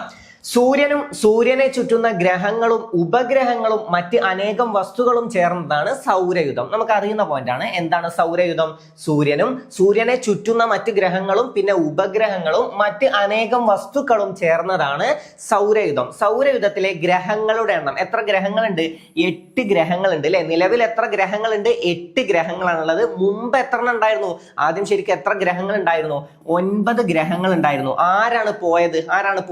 ഒരാളെ പുറത്താക്കിയല്ലോ അല്ലെ? പ്ലൂട്ടോ. ആരെയാണ് പുറത്താക്കിയത്? പ്ലൂട്ടോ. ഓക്കെ, പ്ലൂട്ടോനെയാണ് പുറത്താക്കിയത്. ഇത് പഠിച്ചു വെക്കണം. പ്ലൂട്ടോയെ പുറത്താക്കി 2006 പ്ലൂട്ടോനെ പുറത്താക്കിയത്. അപ്പൊ അത് പഠിച്ചു വെക്കുക. ആദ്യം എത്ര ഗ്രഹങ്ങൾ ഉണ്ടായിരുന്നു? 9 ഗ്രഹങ്ങളാണ് ആദ്യം ഉണ്ടായിരുന്നത്. നിലവിൽ 8 ഗ്രഹങ്ങളാണ് ഉള്ളത്. ഓക്കെ, നിലവിൽ എത്രയാണ്? 8 ഗ്രഹങ്ങളാണ് ഉള്ളത്. ഏതൊക്കെയാണ് സൗരയൂഥത്തിലെ ഗ്രഹങ്ങൾ? ബുധൻ അല്ലെ? ബുധൻ കേട്ടിട്ടുണ്ടോ? ബുധൻ, മെർക്കുറി. ഇതെന്താണ്? സൗരയൂഥത്തിലെ ഏറ്റവും ചെറിയ ഗ്രഹമാണ് ബുധൻ. സൗരയൂഥത്തിലെ ഏറ്റവും ചെറിയ ഗ്രഹം ഏതാന്ന് ചോദിച്ചാൽ മെർക്കുറിയാണ് ഏറ്റവും ചെറിയ ഗ്രഹം. ഞാനൊരു കോഡ് മുമ്പത്തെ ക്ലാസ്സുകളിലൊക്കെ പറഞ്ഞിട്ടുണ്ട്. മെർക്കുറി സിന്നഗ്രഹം അല്ലെ? മെർക്കുറി സിന്നഗ്രഹം നമ്മൾ ഇങ്ങനെ പഠിച്ചു വെക്കാം. മെർക്കുറി സിന്നഗ്രഹം എന്ന് പഠിച്ചു വെക്കാം. അതായത് ചിഹ്നഗ്രഹം എന്നല്ല, അതായത് സിന്ന എന്ന് പറഞ്ഞാൽ എന്താണ്? തമിഴിൽ സിന്നത് എന്ന് പറഞ്ഞാൽ എന്താണ്? ചെറുത് എന്നാണ്. അത് പഠിച്ചു കഴിഞ്ഞാൽ നമുക്ക് എന്ത് കിട്ടും? മെർക്കുറിയുടെ അയിര് എന്താന്ന് ചോദിക്കും അല്ലെ? നമുക്ക് പഠിക്കാണ്ട് അയിരുകൾ നമുക്ക് പഠിക്കാണ്ട് അതിൽ ചോദിക്കും മെർക്കുറിയുടെ അയിര് ഏതാന്ന് ചോദിച്ചാൽ ഏതാണ്? സിന്നബ സിന്നബാർ ആണ്. അപ്പൊ നമ്മൾ എന്ത് ഇപ്പൊ തന്നെ പഠിച്ചു വെക്കണം, സൗരയൂഥത്തിലെ ഏറ്റവും ചെറിയ ഗ്രഹമാണ് മെർക്കുറി. നമുക്കറിയാം അല്ലെ, ഏറ്റവും ചെറിയ ഗ്രഹമാണ്. ചെറുതിന് നമ്മൾ എന്ത് പറയും? സിന്നത് എന്ന് പറയും. സിന്നത് എന്ന് ഓർത്തു വെച്ചാൽ മെർക്കുറിയുടെ അയിര് ഏതാണ്? അത് സിന്നബാർ ആണ്, മെർക്കുറിയുടെ അയിര്. അപ്പൊ സൗരയൂഥത്തിലെ ഏറ്റവും ചെറിയ ഗ്രഹമാണ് മെർക്കുറി. മെർക്കുറി അഥവാ ബുധൻ. ഓക്കെ, ബുധനാണ് സൗരയൂഥത്തിലെ ഏറ്റവും ചെറിയ ഗ്രഹം. പിന്നെ ഉണ്ടല്ലോ, സൂര്യനോട് ഏറ്റവും അടുത്ത് സ്ഥിതി ചെയ്യുന്ന ഗ്രഹം അല്ലെ, സൂര്യനോട് ഏറ്റവും അടുത്ത് നിൽക്കുന്ന ഗ്രഹം ഏതാണ്? അതും ബുധനാണ്. സൂര്യനോട് ഏറ്റവും അടുത്ത് അല്ലെ, Mercury, Venus, Earth, Mars, Jupiter, Saturn, Uranus, Neptune, അങ്ങനെയാണ് പോകുന്നത് അല്ലെ. എങ്ങനെയാണ്? മെർക്കുറി, വീനസ്, രണ്ടാമത് ഏതാണ്? ശുക്രനാണ് അല്ലെ. മെർക്കുറി, വീനസ്, എർത്ത്, മൂന്നാമത് നമ്മുടെ ഭൂമിയാണ്. മൂന്നാമതാണ് നമ്മുടെ ഭൂമി അല്ലെ. ഓക്കെ, സൂര്യനിൽ നിന്നും പോകുമ്പോൾ മൂന്നാമതായിട്ട് നിൽക്കുന്നതാണ് നമ്മുടെ ഭൂമി. അപ്പോ ബുധൻ, ശുക്രൻ, ഭൂമി, ചൊവ്വ, വ്യാഴം, ശനി, Uranus, Neptune. Okay, Mercury, Venus, Earth, Mars, Jupiter, Saturn, Uranus, Neptune. ഏതൊക്കെയാണ്? Mercury, Venus, Earth, Mars, Jupiter, Saturn, Uranus, Neptune. അപ്പൊ ഏറ്റവും അകലെ നിൽക്കുന്ന ഗ്രഹം ഏതാന്ന് ചോദിച്ചാൽ ഇവിടെ തന്നെ പഠിക്കാൻ പറ്റുമല്ലോ. ഏതാണ്? നെപ്റ്റ്യൂൺ ആണ്. ഏറ്റവും അടുത്ത് നിൽക്കുന്നത് ഏതാണ്? ബുധനാണ് അല്ലെ. ഏറ്റവും അടുത്ത് നിൽക്കുന്നത് ബുധനാണ്. ഏറ്റവും ചെറിയ ഗ്രഹമാണ് മെർക്കുറി അഥവാ ബുധൻ. സൂര്യനോട് ഏറ്റവും അടുത്ത് നിൽക്കുന്നതാണ്. എന്നാൽ ഏറ്റവും ചൂട് കൂടിയ ഗ്രഹം ഏതാന്ന് ചോദിച്ചാൽ അത് നമ്മുടെ ശുക്രനാണ് കേട്ടോ. ശുക്രനാണ് ഏറ്റവും ചൂട് കൂടിയ ഗ്രഹം. ഏറ്റവും ചൂട് കൂടിയ ഗ്രഹമാണ് ശുക്രൻ. ഈ ശുക്രനാണ് ഭൂമിയുടെ ഇരട്ട എന്നറിയപ്പെടുന്നത് അല്ലെ. ഭൂമിയുടെ ഇരട്ട എന്ന് രണ്ടാളും ഒപ്പല്ലേ നിൽക്കുന്നത്. അപ്പൊ അങ്ങനെ കണക്ട് ചെയ്യുക, സയാമീസ് ഇരട്ടകളായിട്ട് കണക്ട് ചെയ്യുക കേട്ടോ. ഓക്കെ, അപ്പൊ ഭൂമിയുടെ ഇരട്ട എന്നറിയപ്പെടുന്ന ഏതാണ്? ശുക്രനാണ് അഥവാ വീനസ് ആണ്. വീനസ് അല്ലെ, വീനസ് ആണ് ഭൂമിയുടെ ഇരട്ട എന്നറിയപ്പെടുന്നത്. ശുക്രനാണ് ഭൂമിയുടെ ഇരട്ട എന്നറിയപ്പെടുന്നത്. ഏറ്റവും ചൂട് കൂടിയ ഗ്രഹമാണ് ഏത്? ശുക്രൻ. ഏറ്റവും ചൂട് കൂടിയ ഗ്രഹം ശുക്രനാണ്. ഇനി നീലഗ്രഹം എന്നറിയപ്പെടുന്ന ഏതാണ്? നമ്മുടെ ഭൂമിയാണ്. നമുക്കൊക്കെ അറിയാം, നീല കളർ നമ്മൾ കാണാറുണ്ട് അല്ലെ. ഓക്കെ, നീലഗ്രഹം നമ്മൾ കണ്ടിട്ടില്ലേ, ഗ്ലോബൊക്കെ കണ്ട നീല കളർ അല്ലേ. ഓക്കെ, അപ്പൊ നീലഗ്രഹം അങ്ങനെ കണക്ട് ചെയ്താൽ മതി. നീലഗ്രഹം എന്നറിയപ്പെടുന്ന ഏതാന്ന് ചോദിച്ചാൽ അത് ഭൂമിയാണ്. ഭൂമിയാണ് നീലഗ്രഹം എന്നറിയപ്പെടുന്നത്. ചൊവ്വ, ചുവന്ന ഗ്രഹം എന്നറിയപ്പെടുന്ന ഏതാന്ന് ചോദിച്ചാൽ ചൊവ്വയാണ് കേട്ടോ. ചുവന്ന ഗ്രഹം എന്നറിയപ്പെടുന്നത് ഏതാണ്? ചൊവ്വയാണ്. ചുവന്ന ഗ്രഹം ചൊവ്വ. ചുവന്ന ഗ്രഹം ചൊവ്വ. പിന്നെ ഈ വ്യാഴമാണ് ഏറ്റവും വലിയ ഗ്രഹം. ഓക്കെ, ഏറ്റവും വലിയ സൗരയൂഥത്തിലെ ഏറ്റവും വലിയ ഗ്രഹം ഏതാന്ന് ചോദിച്ചാൽ ഏതാണ്? ജൂപ്പിറ്റർ ആണ് കേട്ടോ. ജൂപ്പിറ്റർ ആണ് ഏറ്റവും വലിയ ഗ്രഹം. ഏറ്റവും ചെറുത് നമ്മൾ പഠിച്ചു, അത് ബുധനാണ് അഥവാ മെർക്കുറി ആണ് അല്ലെ. മെർക്കുറി ആണ് ഏറ്റവും ചെറിയ ഗ്രഹം. ഇനി ഒന്ന് പറയാം, ഞാൻ ചോദിച്ച കാര്യങ്ങളൊക്കെ. അതായത് സൗരയൂഥത്തിൽ ആകെ എത്ര ഗ്രഹങ്ങളുണ്ട്? 8 ഗ്രഹങ്ങളുണ്ട് അല്ലെ. സൗരയൂഥത്തിൽ 8 ഗ്രഹങ്ങളുണ്ട്. സൗരയൂഥത്തിന്റെ കേന്ദ്രം ചോദിച്ചാൽ നമുക്ക് അറിയില്ലേ. സൗരയൂഥത്തിന്റെ കേന്ദ്രം എന്ന് പറയുന്നത് സൂര്യനാണ്. ഈ സൂര്യനാണ് കേന്ദ്രം. ഇതിന്റെ ചുറ്റും ഇങ്ങനെ ഗ്രഹങ്ങൾ ഇങ്ങനെ ചുറ്റിക്കൊണ്ടിരിക്കുകയാണ്. നമ്മൾ കണ്ടിട്ടുണ്ട് അല്ലെ. ഓക്കെ, ഗ്രഹങ്ങൾ ഇങ്ങനെ ചുറ്റിക്കൊണ്ടിരിക്കുകയാണ്. അപ്പൊ സൗരയൂഥത്തിന്റെ കേന്ദ്രം എന്നറിയപ്പെടുന്നത് സൂര്യനാണ്. സൂര്യൻ. അപ്പോ എത്ര ഗ്രഹങ്ങളാണ് നിലവിലുള്ളത് എന്ന് ചോദിച്ചാൽ എത്രയാണ്? 8 ഗ്രഹങ്ങളാണ്. മുമ്പ് 9 എണ്ണം ഉണ്ടായിരുന്നു. ആരെയാണ് പുറത്താക്കിയത്? പ്ലൂട്ടോ ആണ് കേട്ടോ. പ്ലൂട്ടോയാണ് പുറത്താക്കിയത്. ഓക്കെ, അപ്പൊ പുറത്താക്കപ്പെട്ട ഗ്രഹം ഏതെന്ന് ചോദ്യം വന്ന ഏതാണ്? പ്ലൂട്ടോ ആണ്. വർഷം 2006 ഓക്കെ, ഏറ്റവും ചെറിയ ഗ്രഹം ബുധനാണ്. ഏറ്റവും വലിയ ഗ്രഹം വ്യാഴമാണ്. വ്യാഴം അഥവാ ജൂപ്പിറ്റർ ആണ് ഏറ്റവും വലുത്. ബുധൻ അഥവാ മെർക്കുറിയാണ് ഏറ്റവും ചെറുത്. ഏറ്റവും ചൂട് കൂടിയ ഗ്രഹമാണ് ഏത്? ഏറ്റവും ചൂട് കൂടിയ ഗ്രഹം ഏതാണ്? സോറി, ചൂട് കൂടിയ ഗ്രഹമല്ല, ഭൂമി സൂര്യനോട് ഏറ്റവും അടുത്ത് നിൽക്കുന്നത് ചൂട് കൂടിയ നമ്മൾ പഠിച്ചതാണ് ശുക്രനാണ് അല്ലെ. ഏറ്റവും ചൂട് കൂടിയ ഗ്രഹം ഏതാണ്? ശുക്രനാണ്. ശുക്രനാണ് ഏറ്റവും ചൂട് കൂടിയ ഗ്രഹം. പഠിച്ചു വെച്ചോ, ചൂട് കൂടിയ ഗ്രഹം ഏതാണ്? ഏറ്റവും ചൂട് കൂടിയ ഗ്രഹം ഏതാണ്? ശുക്രനാണ്. ഭൂമിയുടെ ഇരട്ട എന്നറിയപ്പെടുന്ന ഏതാണ്? ശുക്രനാണ് അല്ലെ. ഭൂമിയുടെ ഇരട്ട എന്നറിയപ്പെടുന്ന ഗ്രഹം ഏതാന്ന് ചോദിച്ചാലും ഏതാണ്? ശുക്രനാണ്. ഓക്കെ, അപ്പൊ പഠിക്കുമല്ലോ. ഏറ്റവും വലിയ ഗ്രഹം വ്യാഴമാണെന്ന് പഠിച്ചു. ഏറ്റവും ചെറിയ ഗ്രഹം ബുധനാണെന്ന് പഠിച്ചു. ഇതൊക്കെ എന്തായാലും ചോദ്യം വരാൻ ചാൻസ് ഉണ്ട്. ഇതൊക്കെയാണ് SCRT അങ്ങനെ കൊടുത്തിട്ടുള്ള പോയിന്റ്. പിന്നെ ഞാൻ എക്സ്ട്രാ കുറച്ച് കാര്യങ്ങൾ നിങ്ങൾ അറിഞ്ഞിരിക്കാൻ പറഞ്ഞുതരാണ്. നീലഗ്രഹം എന്നറിയപ്പെടുന്നത് ഭൂമിയാണ്. ചുവന്ന ഗ്രഹം എന്നറിയപ്പെടുന്നത് ചൊവ്വയാണ്. ഏറ്റവും വലിയ ഗ്രഹം വ്യാഴമാണ്. ഏറ്റവും സൂര്യനോട് ഏറ്റവും അകലെ നിൽക്കുന്നത് നെപ്റ്റ്യൂൺ ആണ്. ഏറ്റവും അടുത്ത് നിൽക്കുന്നത് ബുധനാണ്. ഓക്കെ, ബുധൻ അല്ലേ. ഓർഡർ എങ്ങനെയെന്ന് പഠിച്ചു വെച്ചോ. മെർക്കുറി അഥവാ ബുധൻ, ശുക്രൻ, ഭൂമി, ചൊവ്വ, വ്യാഴം, ശനി, Uranus, Neptune. Mercury, Venus, Earth, Mars, Jupiter, Saturn, Uranus, Neptune. ഈ ഓർഡറിലാണ് പോണത്. ഓക്കെ, ഇനി പ്ലൂട്ടോക്ക് സൗരയൂഥ ഗ്രഹപദവി നഷ്ടപ്പെട്ട വർഷം എപ്പോഴാണ്? 2006 ഓഗസ്റ്റ് 26 2006 ഓഗസ്റ്റ് 26 പ്ലൂട്ടോയെ പുറത്താക്കിയത്. അതായത് പ്ലൂട്ടോക്ക് ഗ്രഹപദവി നഷ്ടപ്പെട്ടത് എപ്പോഴാണെന്ന് ചോദിക്കും. ഇതാണ് ഇവിടെ ഏറ്റവും ഇമ്പോർട്ടന്റ് ആയിട്ട് നമ്മൾ ഇപ്പൊ പഠിച്ചിരിക്കേണ്ടത്. ഏതാണ്? ഈ വർഷവും ദിവസവും. 2006 ഓഗസ്റ്റ് 26 2006 ഓഗസ്റ്റ് 26 പ്ലൂട്ടോക്ക് ഗ്രഹപദവി നഷ്ടപ്പെട്ടത് അല്ലെങ്കിൽ പ്ലൂട്ടോയെ പുറത്താക്കിയത് എപ്പോഴാണ്? 2006 ഓഗസ്റ്റ് 26. എപ്പോഴാണ്? 2006 ഓഗസ്റ്റ് 26. 2006 August 26, 2006 August 26, 2006 August 26. ആകാശഗോളങ്ങളുടെ സഞ്ചാരപാത, പരിക്രമണ പദം അല്ലെ, പരിക്രമണ പദം. ഓക്കെ, പരിക്രമണ പദം, ആകാശഗോളങ്ങളുടെ സഞ്ചാരപാത. എന്താണ് പരിക്രമണം? ഭ്രമണം അല്ലെ. പരിക്രമണം നമുക്കറിയാം, ഇതിന്റെ ചുറ്റും ഇങ്ങനെ സഞ്ചരിക്കുന്നതാണ് പരിക്രമണം.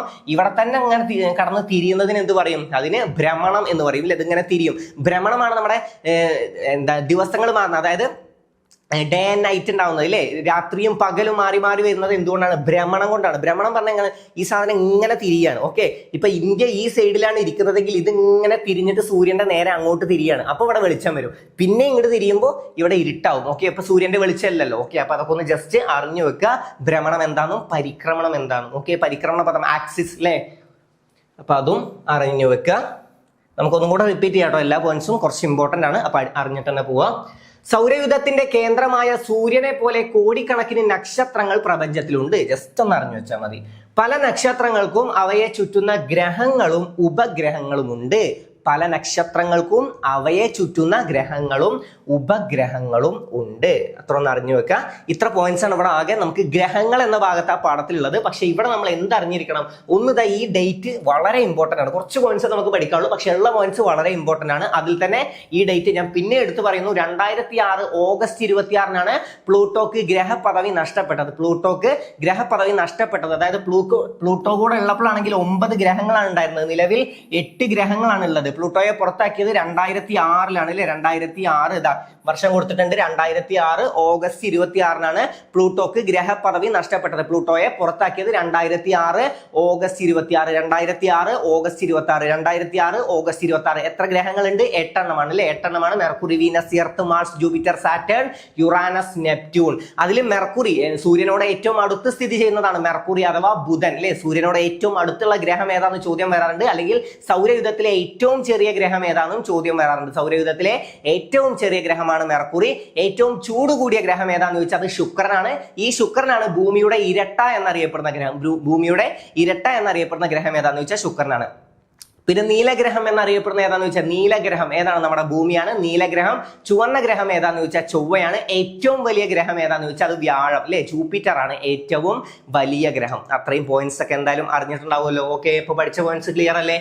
ഈ അതായത് ചിലപ്പോൾ സിമ്പിൾ ആയിട്ടുള്ള ചോദ്യമാണ്. താഴെ തന്നിരിക്കുന്നത് ഗ്രഹങ്ങളിൽ പെടാത്തത് ഏതെന്ന് ചോദ്യം വരും. അല്ലെങ്കിൽ നിലവിൽ ഗ്രഹങ്ങളിൽ പെടാത്തത് ഏതെന്ന് ചോദ്യം വന്നിട്ട് ആരുണ്ടാവും അവിടെ? പ്ലൂട്ടോ ഉണ്ടാവും. പ്ലൂട്ടോ നിലവിൽ ഗ്രഹമല്ല. ഗ്രഹപദവി അതിന്റെ 2006 ഓഗസ്റ്റ് 26 നഷ്ടമായിട്ടുണ്ട്. ഓക്കെ, ഇത്രയും പോയിന്റ്സ് ക്ലിയർ അല്ലേ? പിന്നെ ഈ 8 ഈ നമ്പർ ഒന്ന് പഠിച്ചു വെച്ചാൽ മതി. പിന്നെ ഞാൻ പറഞ്ഞു തന്നിട്ടുള്ള എക്സ്ട്രാ പോയിന്റ്സ് ഒന്ന് ജസ്റ്റ് അറിഞ്ഞു വെക്കുക. ഓക്കെ,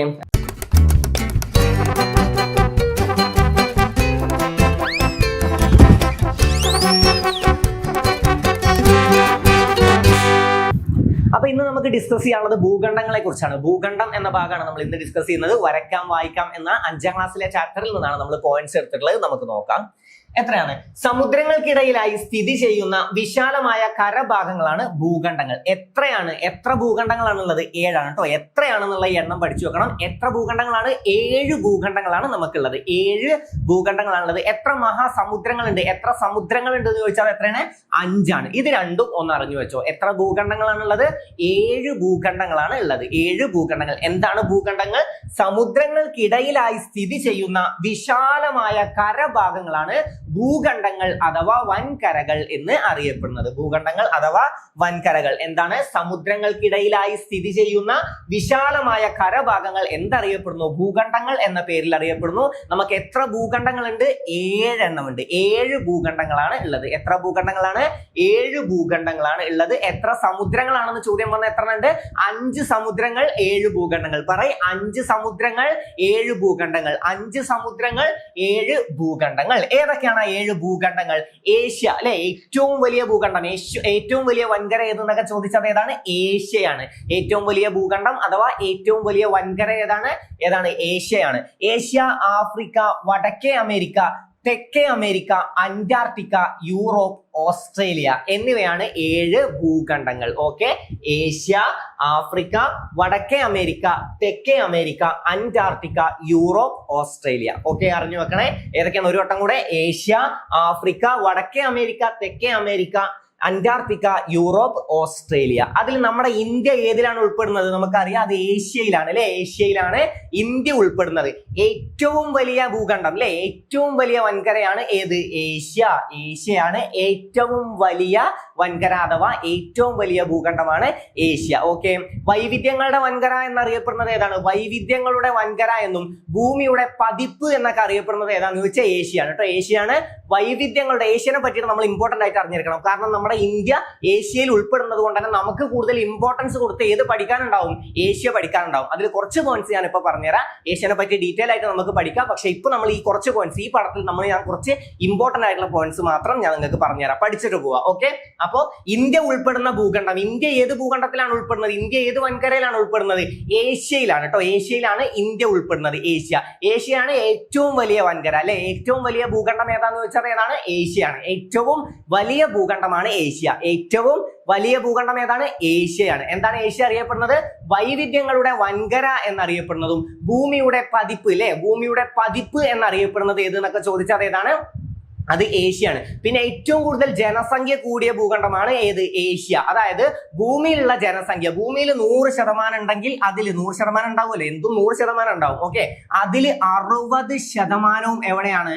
60% ഏഷ്യയിലാണ്. ഓക്കെ. ഭൂമിയിലുള്ളതിൽ 100% ഒന്നും പഠിക്കണ്ട. ഭൂമിയിലുള്ളതിൽ 60% ജനസംഖ്യയും 60% ജനസംഖ്യയും എവിടെയാണ്? ഏഷ്യയിലാണ്. അപ്പൊ വൈവിധ്യങ്ങളുടെ വൻകര എന്നും ഭൂമിയുടെ പതിപ്പ് എന്നും അറിയപ്പെടുന്ന വൻകര ഏതാണെന്ന് ചോദിച്ചാൽ ഏതാണ്? ഏഷ്യയാണ്. ഏഷ്യയിലാണ് ഏറ്റവും കൂടുതൽ ജനസംഖ്യ ഉള്ളത്. ഏറ്റവും കൂടുതൽ ജനസംഖ്യ ഉള്ള വൻകര ഏതാണെന്ന് ചോദിച്ചാൽ ഏതാണ്? ഏഷ്യയാണ്. ഭൂമിയിലെ ജനസംഖ്യയുടെ അല്ലെ, ഭൂമിയുടെ ജനസംഖ്യയിൽ 60% എവിടെയാണ്? ഏഷ്യയിലാണ്. ഭൂമിയിലെ ജനസംഖ്യയിൽ 60% ഏഷ്യയിലാണ്. ഏഷ്യയിലെ ഏറ്റവും കൂടുതൽ ജനസംഖ്യയുള്ള രാജ്യം ഏതാണെന്ന് ചോദിച്ചാൽ നമുക്കൊക്കെ അറിയാം അതേതാണ്? നമ്മുടെ ഇന്ത്യയാണ്. ഏറ്റവും ജനസംഖ്യ കൂടിയ ഏഷ്യൻ രാജ്യം ഏതാണെന്ന് ചോദിച്ചാൽ അതേതാണ്? ഇന്ത്യയാണ്. ഏറ്റവും ജനസംഖ്യ കൂടുതലുള്ള ഏഷ്യൻ രാജ്യം. ഈ പോയിന്റ് ഒക്കെ നമുക്ക് റിപ്പീറ്റ് ചെയ്യാം, പഠിച്ചു വെച്ചോ. ഏറ്റവും കൂടുതൽ ജനസംഖ്യയുള്ള ഏഷ്യൻ രാജ്യമാണ് ഇന്ത്യ. ഏറ്റവും വലിയ ഏഷ്യൻ രാജ്യം ഏതാണ്? അത് ചൈനയാണ്. ചൈനയാണ് ഏറ്റവും വലിയ ഏഷ്യൻ രാജ്യം. ഏറ്റവും വലിയ ഏഷ്യൻ രാജ്യം ഏതാണ്? ചൈനയാണ്. ഓക്കെ. ചൈനയാണ് ഏറ്റവും വലിയ ഏഷ്യൻ രാജ്യം അല്ലെ. ഏഷ്യൻ രാജ്യം. ഏഷ്യയുടെ നാവ്, ഗർഭപാത്രം അല്ലെ, ഏഷ്യയുടെ നാവും ഗർഭപാത്രവും എന്നൊക്കെ അറിയപ്പെടുന്നത് നമ്മുടെ ചൈനയാണ്. ചൈനയാണ് ഏഷ്യയുടെ നാവ് എന്നും ഗർഭപാത്രം എന്നൊക്കെ അറിയപ്പെടുന്നത്. ഗർഭപാത്രം അല്ലെ. ഏഷ്യയുടെ നാവും ഗർഭപാത്രവും എന്നറിയപ്പെടുന്നത് ഏതെന്ന് ചോദിച്ചാൽ ഏതാണ്? ചൈനയാണ്. ഓക്കെ. ഐക്യരാഷ്ട്രസഭയിൽ വീറ്റോ അധികാരമുള്ള ഏഷ്യൻ രാജ്യം ഏതാന്ന് ചോദിച്ചാൽ നമ്മുടെ ചൈനയാണ്. ഐക്യരാഷ്ട്രസഭയിൽ വീറ്റോ അധികാരമുള്ള ഏക ഏഷ്യൻ രാജ്യം ഏതാന്ന് ചോദിച്ചാൽ ഏതാണ്? ചൈനയാണ്. വീറ്റോ അധികാരമുള്ള ഏക ഏഷ്യൻ രാജ്യം ചൈനയാണ്. ഇനി G7 ഗ്രൂപ്പിൽ അംഗത്തുള്ള ഏഷ്യൻ രാജ്യം ഏതാണ്? G7 ഗ്രൂപ്പിലുള്ള അല്ലെ, G7 ഗ്രൂപ്പിൽ ഉൾപ്പെടുന്ന ഏക ഏഷ്യൻ രാജ്യം ഏതാന്ന് ചോദിച്ചാൽ ഏതാണ്? ജപ്പാനാണ് കേട്ടോ. ജപ്പാനാണ് G7 ഗ്രൂപ്പിൽ ഉൾപ്പെടുന്ന ഏക ഏഷ്യൻ രാജ്യം. ഓക്കെ. അപ്പൊ ചൈന പഠിച്ചു. ഏറ്റവും കൂടുതൽ ജനസംഖ്യ ഉള്ളത് ഏതാന്ന് ചോദിച്ചാൽ അല്ലെ, ഏറ്റവും കൂടുതൽ ജനസംഖ്യ ഉള്ള ഏഷ്യൻ രാജ്യം ഏതാന്ന് ചോദിച്ചാൽ നമ്മുടെ ഇന്ത്യയാണ് അല്ലെ. ഇന്ത്യയാണ് ഏറ്റവും കൂടുതൽ ജനസംഖ്യയുള്ള ഏഷ്യൻ രാജ്യം അല്ലെ. ഏറ്റവും കൂടുതൽ ജനസംഖ്യയുള്ള ഏഷ്യൻ രാജ്യം ഏതാണ്? ഇന്ത്യയാണ്. പിന്നെ ഏറ്റവും വലിയ ഏഷ്യൻ രാജ്യം ഏതാന്ന് ചോദിച്ചാൽ ഏതാണ്? ചൈനയാണ്. ചൈന എന്താണ് അറിയപ്പെടുന്നത്? ഏഷ്യയുടെ നാവും ഗർഭപാത്രവും എന്നറിയപ്പെടുന്നത് ചൈനയാണ്. ഏഷ്യയുടെ നാവും ഗർഭപാത്രവും എന്നറിയപ്പെടുന്നത് ഏതാണ്? ചൈനയാണ്. ഏഷ്യയുടെ നാവും ഗർഭപാത്രവും എന്നറിയപ്പെടുന്നത് ചൈനയാണ്. ഒരു വട്ടം കൂടെ, ഏഷ്യയുടെ നാവും ഗർഭപാത്രവും എന്നറിയപ്പെടുന്നത് ഏതാണ്? ചൈനയാണ്. ഈ ചൈനക്കാണ് എന്തുള്ളത്? ഐക്യരാഷ്ട്രസഭയിൽ വീറ്റോ അധികാരമുള്ള ഏക ഏഷ്യൻ രാജ്യം ഏതാന്ന് ചോദിച്ചാൽ ഏതാണ്? ചൈനയാണ്. ഐക്യരാഷ്ട്രസഭയിൽ വീറ്റോ അധികാരമുള്ള ഏക ഏഷ്യൻ രാജ്യമാണ് ചൈന. പിന്നെ ജപ്പാൻ എന്താണ്? G7 ഗ്രൂപ്പിൽ അല്ലേ, G7 ഗ്രൂപ്പിൽ ഉൾപ്പെടുന്ന ഏക ഏഷ്യൻ രാജ്യമാണ് ജപ്പാൻ. G7 ഗ്രൂപ്പിൽ ഉൾപ്പെടുന്ന ഏക ഏഷ്യൻ രാജ്യമാണ് ജപ്പാൻ. G7 ഗ്രൂപ്പിൽ ഉൾപ്പെടുന്ന ഏക ഏഷ്യൻ രാജ്യമാണ് ജപ്പാൻ. അപ്പൊ വൈവിധ്യങ്ങളുടെ വൻകര എന്നറിയപ്പെടുന്നതും അതുപോലെ തന്നെ ഏറ്റവും വലിയ വൻകര ഏതെന്ന് ചോദിച്ചാലും ഭൂമിയുടെ പതിപ്പ് എന്നറിയപ്പെടുന്ന വൻകര ഏതെന്ന് ചോദിച്ചാലും ഏറ്റവും കൂടുതൽ ജനസംഖ്യയുള്ള വൻകര ഏതെന്ന് ചോദിച്ചാലൊക്കെ ഏതാണ്? ഏഷ്യയാണ്. ഇത്രയും പഠിച്ചു വെക്കണം. പിന്നെ ഏറ്റവും കൂടുതൽ നെല്ലുൽപാദിപ്പിക്കുന്ന വൻകര ഏതെന്നൊക്കെ ചോദ്യം വരാറുണ്ട്. അതും ഏതാണ്? ഏഷ്യയാണ്. ഏറ്റവും കൂടുതൽ നെല്ലുൽപാദിപ്പിക്കുന്ന ഭൂഖണ്ഡം ഏതെന്ന് ചോദിച്ചാലും ഏഷ്യയാണ്. അപ്പൊ എന്തൊക്കെ പഠിച്ചു? വൈവിധ്യങ്ങളുടെ വൻകര എന്നറിയപ്പെടുന്നതും ഭൂമിയുടെ പതിപ്പ് എന്നറിയപ്പെടുന്നതും ഏതാണ്? ഏഷ്യയാണ്. ഏറ്റവും കൂടുതൽ ജനസംഖ്യ ഉള്ളത്, ഏറ്റവും വലുതാണ്, അതുപോലെ തന്നെ ഏറ്റവും ജനസംഖ്യ കൂടിയ വൻകര ഏതെന്ന് ചോദിച്ചാലും ഏതാണ്? ഏഷ്യയാണ്. ഭൂമിയുടെ ജനസംഖ്യയുടെ എത്ര ശതമാനമാണ്? 60%. 60% എവിടെയാണ്? ഏഷ്യയിലാണ്. ഭൂമിയിലുള്ള ജനസംഖ്യയുടെ 60% ഏഷ്യയിലാണ്. ഓക്കെ, ഈ ഏഷ്യയിലാണ് ഇന്ത്യ സ്ഥിതി ചെയ്യുന്നത്. പിന്നെ നമ്മൾ എന്ത് പഠിച്ചു? ഇന്ത്യയാണ് ഏറ്റവും കൂടുതൽ ജനസംഖ്യ ഉള്ള അല്ലെ, ഏഷ്യയിലെ ഏറ്റവും ജനസംഖ്യ കൂടിയ രാജ്യം ഏതെന്നൊക്കെ ചോദ്യം വന്നാലും അത് തന്നെയാണ്, ഇന്ത്യ തന്നെയാണ്. ഓക്കെ, ഏറ്റവും കൂടുതൽ ജനസംഖ്യയുള്ള രാജ്യം, ഏഷ്യയിലെ ഏറ്റവും കൂടുതൽ ജനസംഖ്യ കൂടിയ രാജ്യം എന്നൊക്കെ ചോദിച്ച ഏതാണ്? ഇന്ത്യയാണ്. ഓക്കെ, പിന്നെ നമ്മൾ എന്ത് പഠിച്ചു? ഏഷ്യയിലെ ഏറ്റവും വലിയ രാജ്യം ഏതാന്ന് ചോദിച്ചാൽ അത് ചൈനയാണ്. ഏഷ്യയിലെ ഏറ്റവും വലിയ രാജ്യമാണ് ചൈന. ഏഷ്യയുടെ നാവും ഗർഭപാത്രവും എന്നറിയപ്പെടുന്നത് ചൈനയാണ്. ഏഷ്യയുടെ നാവും ഗർഭപാത്രവും എന്നറിയപ്പെടുന്നത് ഏതാണ്? ചൈനയാണ്. ഏഷ്യയുടെ നാവും ഗർഭപാത്രവും എന്നറിയപ്പെടുന്നത് ഏതാണ്? ചൈനയാണ്. പിന്നെ നമ്മൾ എന്ത് പഠിച്ചു? ഏഷ്യയുടെ നാവും ഗർഭപാത്രവും നമ്മൾ പഠിച്ചു. പിന്നെ ഐക്യരാഷ്ട്രസഭയിൽ വീറ്റോ അധികാരമുള്ള ഏക ഏഷ്യൻ രാജ്യമാണ് ചൈന. G7 ഉൾപ്പെടുന്ന ഏതാണ്? G7 ഗ്രൂപ്പിൽ ഉൾപ്പെടുന്നത് ജപ്പാനാണ്. G7 ഗ്രൂപ്പിൽ ഉൾപ്പെടുന്നത് ജപ്പാനാണ്. അപ്പൊ ഏറ്റവും വലിയ ഏഷ്യൻ രാജ്യം ഏതാന്ന് ചോദിച്ചാൽ ചൈനയാണ്. ഏറ്റവും ചെറുത് ഏതാന്ന് ചോദിച്ചാൽ മാലദ്വീപാണ് കേട്ടോ. ഏറ്റവും ചെറുത് ഏതാണ്? മാലദ്വീപാണ്. അതും ജസ്റ്റ് ഒന്ന് അറിഞ്ഞു വെക്കാം. എത്ര പോയിന്റ്സ് ക്ലിയർ അല്ലേ? നമുക്ക് കുറച്ച് കഴിഞ്ഞിട്ട് ഒന്നും കൂടെ ഒന്ന് ഓർത്തെടുക്കാൻ പറ്റുന്നുണ്ടോ എന്ന് റിപ്പീറ്റ് ചെയ്ത് നോക്കാം. ഇപ്പൊ ഇതിൽ കൊടുത്തിട്ടുള്ള പോയിന്റ്സ് ഇനി നോക്കാം. ലോകത്തിലെ ഏറ്റവും വലിയ ഭൂഖണ്ഡം നമ്മൾ പഠിച്ചു ഏഷ്യയാണ് അല്ലെ. ഏറ്റവും വലിയ ഭൂഖണ്ഡം ഏഷ്യയാണ്. എത്ര ഭൂഖണ്ഡങ്ങളാണുള്ളത്? 7. എത്ര സമുദ്രങ്ങളാണുള്ളത്? 5 അല്ലെ. ഇപ്പൊ എണ്ണങ്ങളൊക്കെ കിട്ടിയില്ലേ? പഠിച്ച കാര്യങ്ങളൊക്കെ ഓക്കെ അല്ലേ? അടുത്തത് ലോകത്തിലെ ഏറ്റവും ചെറിയ ഭൂഖണ്ഡം നമുക്കറിയാം ഓസ്ട്രേലിയയാണ്. ഏറ്റവും ചെറിയ ഭൂഖണ്ഡം ഏതാന്ന് വെച്ചാൽ അത് ഓസ്ട്രേലിയയാണ് അല്ലെ. ഏറ്റവും ചെറിയ ഭൂഖണ്ഡം ഏതാണ്? ഓസ്ട്രേലിയ. ഏറ്റവും വലിയ ഭൂഖണ്ഡം ഏതാണ്? ഏഷ്യ. ഏറ്റവും ചെറുത് ഓസ്ട്രേലിയ, ഏറ്റവും വലുത് ഏഷ്യ. അപ്പൊ ഏറ്റവും വലുത് ഏതാണ്? ഏഷ്യയാണ്. ഏറ്റവും ചെറുത് ഏതാന്ന് ചോദിച്ചാൽ ഏതാണ്? ഓസ്ട്രേലിയ ആണ്. ഓസ്ട്രേലിയ. ഓക്കെ, അടുത്തത് നോക്കാം. പൂർണ്ണമായും സമുദ്രത്താൽ ചുറ്റപ്പെട്ട ഭൂഖണ്ഡങ്ങൾ. പൂർണ്ണമായും സമുദ്രം കൊണ്ട് ചുറ്റപ്പെട്ട ഭൂഖണ്ഡങ്ങൾ ഏതൊക്കെയാണ്? മറ്റേതൊക്കെ ഒന്ന് കണക്ട് ചെയ്യാൻ പറ്റും, പക്ഷെ ഇത് പൂർണ്ണമായിട്ടും സമുദ്രം കൊണ്ട് ചുറ്റപ്പെട്ടതാണ്. ഒന്ന് അന്റാർട്ടിക്ക, പിന്നെ ഓസ്ട്രേലിയ. അന്റാർട്ടിക്ക, ഓസ്ട്രേലിയ, ഇത് രണ്ടുമാണ് പൂർണ്ണമായും സമുദ്രങ്ങളാൽ ചുറ്റപ്പെട്ടത്. പൂർണ്ണമായും സമുദ്രങ്ങളാൽ ചുറ്റപ്പെട്ടത് ഏതാണ്? അതായത് ചുറ്റും വെള്ളമുള്ള ഭൂഖണ്ഡങ്ങൾ ഏതൊക്കെയാണ്? Antarctica, Australia. അന്റാർട്ടിക്ക, ഓസ്ട്രേലിയ ഏതൊക്കെയാണ്? Antarctica, Australia. Antarctica, Australia. Antarctica, Australia. എന്താണ് അതിന്റെ ചുറ്റും? എന്താണ്? സമുദ്രങ്ങളാണ്. ചുറ്റും സമുദ്രങ്ങളുള്ള ഭൂഖണ്ഡങ്ങളാണ് Antarctica, Australia. Antarctica, Australia. Atlantic സമുദ്രത്തിന് പടിഞ്ഞാറ് ഭാഗത്ത്, ശ്രദ്ധിക്കണം, അറ്റ്ലാന്റിക് സമുദ്രത്തിന് പടിഞ്ഞാറ് ഭാഗത്ത് കാണുന്ന ഭൂഖണ്ഡങ്ങളാണ് വടക്കേ അമേരിക്ക, തെക്കേ അമേരിക്ക. എവിടെയാണ്? അറ്റ്ലാന്റിക് സമുദ്രത്തിന് പടിഞ്ഞാറ് ഭാഗത്താണ് വടക്കേ അമേരിക്ക, തെക്കേ അമേരിക്ക. അറ്റ്ലാന്റിക് സമുദ്രത്തിന് പടിഞ്ഞാറ് ഭാഗത്ത്, അറ്റ്ലാന്റിക് സമുദ്രത്തിന് പടിഞ്ഞാറ്. ഓക്കെ, ഞാൻ കിഴക്കും പടിഞ്ഞാറൊക്കെ എല്ലാ ക്ലാസ്സിലും പറഞ്ഞു തരാറുണ്ട്. ഇത് വടക്ക്, ഇത് തെക്ക്, ഇത് കിഴക്ക്, ഇത് പടിഞ്ഞാറ്. ഓക്കെ, ഇനി ഇത് കിട്ടാത്തവർക്കാണെങ്കിൽ, അതായത് വടക്ക് കിഴക്ക്, ഇത് നമുക്ക് മാത്സിലും ആവശ്യമുണ്ട്. ഒരാൾ വടക്കോട്ട് 300 മീറ്റർ നടന്നു എന്നൊക്കെ പറഞ്ഞിട്ട് നമുക്ക് ചോദ്യമൊക്കെ വരാം. വടക്കോട്ട് നടന്നു, പിന്നെ തെക്കോട്ട് നടന്നു, അവിടെ നിന്നും പടിഞ്ഞാറോട്ട്, അങ്ങനെ പല ചോദ്യങ്ങളും വരാറുണ്ട്. അപ്പൊ അത് പലർക്കും കൺഫ്യൂഷൻ ആയി പോകും ഈ സാധനം. അതായത് വടക്ക് എന്ന് പറയുമ്പോൾ നമ്മൾ മുമ്പിൽ നോക്കിയിട്ടാണ് ഒരാളോട് പറയാ വാടാന്ന് പറയാം. അതൊന്ന് നേരുള്ളതാണ് വടക്ക്. ഓക്കെ, നേരെ കാണുന്നത് നമ്മുടെ വടക്കാണ്. ഓക്കെ, വടക്ക്, ഈ നേരുള്ളതാണ് വടക്ക്. പിന്നെ അതിന്റെ ബാക്കിലുള്ളത് തെക്ക്. ഓക്കെ, ബാക്കിൽ തെക്ക്. ഇനി കിഴക്ക്. കിഴക്ക് എവിടെയാണ്? വലത്തെ സൈഡിലാണ്. വലതാണ് കിഴക്ക്. അപ്പൊ എന്താണ്? കഴിക്കുന്ന കൈയാണ് കിഴക്ക്. കഴിക്കുന്ന ഭാഗമാണ്, കഴിക്കുന്ന കൈ കിഴക്ക്, വലത് കിഴക്ക്. ഓക്കെ, കഴിക്കുന്നത് കിഴക്ക്. കിഴക്കിന്റെ ഓപ്പോസിറ്റ് എന്താണ്? പടിഞ്ഞാറ്. അപ്പൊ എന്താണ്? അറ്റ്ലാന്റിക് സമുദ്രത്തിന് പടിഞ്ഞാറ് ഭാഗത്ത് കാണുന്ന ഭൂഖണ്ഡങ്ങളാണ് വടക്കേ അമേരിക്ക, തെക്കേ അമേരിക്ക. അറ്റ്ലാന്റിക് സമുദ്രത്തിന് പടിഞ്ഞാറ് ഭാഗത്ത് കാണുന്ന ഭൂഖണ്ഡങ്ങളാണ് വടക്കേ അമേരിക്ക, തെക്കേ അമേരിക്ക. വടക്കേ അമേരിക്ക, തെക്കേ അമേരിക്ക. അപ്പൊ പൂർണ്ണമായും സമുദ്രത്താൽ ചുറ്റപ്പെട്ടത് ഏതൊക്കെയാണ്? Antarctica, Australia. Antarctica, Australia. പിന്നെ അറ്റ്ലാന്റിക് സമുദ്രത്തിന് ഏത് ഭാഗത്താണ്? പടിഞ്ഞാറ് ഭാഗത്ത്. അറ്റ്ലാന്റിക് സമുദ്രത്തിന് കിഴക്ക് ഭാഗത്താണ് വടക്കേ അമേരിക്ക, തെക്കേ അമേരിക്ക. ഒരു സ്റ്റേറ്റ്മെന്റ് വന്നാൽ എന്താണ്? ആ സ്റ്റേറ്റ്മെന്റ് തെറ്റാണ്. ആ സ്റ്റേറ്റ്മെന്റ് തെറ്റാണ്. അപ്പൊ വടക്കേ അമേരിക്ക, തെക്കേ അമേരിക്ക. വടക്കേ അമേരിക്ക, തെക്കേ അമേരിക്ക. അറ്റ്ലാന്റിക് സമുദ്രത്തിന്റെ പടിഞ്ഞാറ് ഭാഗത്തായിട്ടാണ് സ്ഥിതി ചെയ്യുന്നത് വടക്കേ അമേരിക്കയും. പിന്നെ ഏതാണ്? തെക്കേ അമേരിക്കയും. എവിടെയാണ്? അറ്റ്ലാന്റിക് സമുദ്രത്തിന്റെ പടിഞ്ഞാറ് ഭാഗത്ത്. അറ്റ്ലാന്റിക് സമുദ്രത്തിന്റെ പടിഞ്ഞാറ് ഭാഗത്ത്. ഓക്കെ, അടുത്ത പോയിന്റ്. ഇന്ത്യൻ സമുദ്രത്തിന് കിഴക്ക് ഭാഗത്ത് കാണുന്ന ഭൂഖണ്ഡം. ഇന്ത്യൻ സമുദ്രത്തിന് കിഴക്ക് ഭാഗത്ത്, കിഴക്ക് കഴിക്കുന്ന കൈയാണ്. ഓക്കെ, അപ്പൊ ഇന്ത്യൻ സമുദ്രത്തിന് കിഴക്ക് ഭാഗത്ത് ഏതാണ്? ഓസ്ട്രേലിയ. ഇന്ത്യൻ സമുദ്രത്തിന് കിഴക്ക് ഭാഗത്താണ് ഓസ്ട്രേലിയ. അറ്റ്ലാന്റിക് സമുദ്രത്തിന് പടിഞ്ഞാറ് ഭാഗത്താണ് വടക്കേ അമേരിക്ക, തെക്കേ അമേരിക്ക. ഇന്ത്യൻ സമുദ്രത്തിന് കിഴക്ക് ഭാഗത്താണ് ഓസ്ട്രേലിയ. ഇന്ത്യൻ സമുദ്രത്തിന് കിഴക്ക് ഭാഗത്താണ് ഓസ്ട്രേലിയ. ഞാൻ ഇത്രയും റിപ്പീറ്റ് ചെയ്യുന്ന ചെറിയൊരു പോയിന്റ് ആയതുകൊണ്ട് വെറുതെ റിപ്പീറ്റ് ചെയ്യല്ല. ഇത് SCERT ന്യൂ SCERT പോയിന്റ് ആണ്. നിങ്ങൾക്ക് തീർച്ചയായിട്ടും ഇത് പുതിയ ക്വസ്റ്റ്യൻ പേപ്പറുകളിൽ നിങ്ങൾക്ക് കാണാൻ സാധിക്കും. ഇത് നിങ്ങൾക്ക് മിക്കവാറും സ്റ്റേറ്റ്മെന്റ് ആയിട്ടൊക്കെ വരും. അപ്പൊ നിങ്ങൾക്ക് മാറിപ്പോകരുത്. അതായത് ഇന്ത്യൻ സമുദ്രത്തിന് കിഴക്ക് ഭാഗത്ത് കാണുന്ന ഭൂഖണ്ഡമാണ് ഏത്? ഓസ്ട്രേലിയ. ഇന്ത്യൻ സമുദ്രത്തിന് കിഴക്ക് ഭാഗത്ത് കാണുന്ന ഭൂഖണ്ഡമാണ് ഓസ്ട്രേലിയ. Okay, Australia. അറ്റ്ലാന്റിക് സമുദ്രത്തിനും ഇന്ത്യൻ സമുദ്രത്തിനും ഇടയിൽ കാണുന്ന ഭൂഖണ്ഡം ഏതാണ്? ആഫ്രിക്കയാണ്. ഏതാണ്? അറ്റ്ലാന്റിക് സമുദ്രത്തിനും ഇന്ത്യൻ സമുദ്രത്തിനും ഇടയിലായിട്ട് കാണുന്നതാണ് ആഫ്രിക്ക. അറ്റ്ലാന്റിക് സമുദ്രത്തിനും ഇന്ത്യൻ സമുദ്രത്തിനും ഇടയിലായിട്ട് കാണുന്നതാണ് ആഫ്രിക്ക. അറ്റ്ലാന്റിക് സമുദ്രത്തിനും ഇന്ത്യൻ സമുദ്രത്തിനും ഇടയിലായിട്ട് കാണുന്നത് ഏതാന്ന് വെച്ചാൽ എന്താണ്? ആഫ്രിക്ക. അറ്റ്ലാന്റിക് സമുദ്രത്തിനും ഇന്ത്യൻ സമുദ്രത്തിനും ഇടയിലാണ് ആഫ്രിക്ക. ഇന്ത്യൻ സമുദ്രത്തിന് കിഴക്ക് ഭാഗത്ത് കാണുന്നത് ഓസ്ട്രേലിയ. പിന്നെ നമ്മൾ ഇത് പറഞ്ഞു, ഏതിന്റെ? അറ്റ്ലാന്റിക് സമുദ്രത്തിന്റെ പടിഞ്ഞാറ് ഭാഗത്ത്. എവിടെ? പടിഞ്ഞാറ് ഭാഗത്തായി കാണുന്നത് വടക്കേ അമേരിക്ക, തെക്കേ അമേരിക്ക. ഇന്ത്യൻ സമുദ്രത്തിന് കിഴക്ക് ഭാഗത്ത് കാണുന്നത് ഓസ്ട്രേലിയ. പിന്നെ ഏതാണ്? രണ്ടിന്റെയും ഇടയിൽ, അറ്റ്ലാന്റിക് സമുദ്രത്തിനും ഇന്ത്യൻ സമുദ്രത്തിനും ഇടയിലായി കാണുന്നതാണ് ആഫ്രിക്ക. ഇത്രയും കാര്യങ്ങൾ ക്ലിയർ അല്ലേ? ആഫ്രിക്ക. ഓക്കെ, അപ്പൊ അറ്റ്ലാന്റിക് സമുദ്രത്തിനും ഇന്ത്യൻ സമുദ്രത്തിനും ഇടയിൽ ഏതാണ്? ആഫ്രിക്കയാണ്. അറ്റ്ലാന്റിക് സമുദ്രത്തിന്റെ പടിഞ്ഞാറ് ഭാഗത്ത് ഏതാണ്? അറ്റ്ലാന്റിക് സമുദ്രത്തിന് പടിഞ്ഞാറ് ഭാഗത്ത് വടക്കേ അമേരിക്ക, തെക്കേ അമേരിക്ക. വടക്കേ അമേരിക്ക, തെക്കേ അമേരിക്ക. പിന്നെ എവിടെ ഏതാണ്? ഇന്ത്യൻ സമുദ്രത്തിന്റെ കിഴക്ക് ഭാഗത്താണ് ഓസ്ട്രേലിയ അല്ലെ? ഇന്ത്യൻ സമുദ്രത്തിന് കിഴക്ക് ഭാഗത്ത് കാണുന്ന ഭൂഖണ്ഡമാണ് ഓസ്ട്രേലിയ. ക്ലിയർ അല്ലേ? ഇനി കൺഫ്യൂഷൻ വരില്ലല്ലോ. ഓക്കെ, പഠിച്ചിട്ട് പോവാട്ടോ.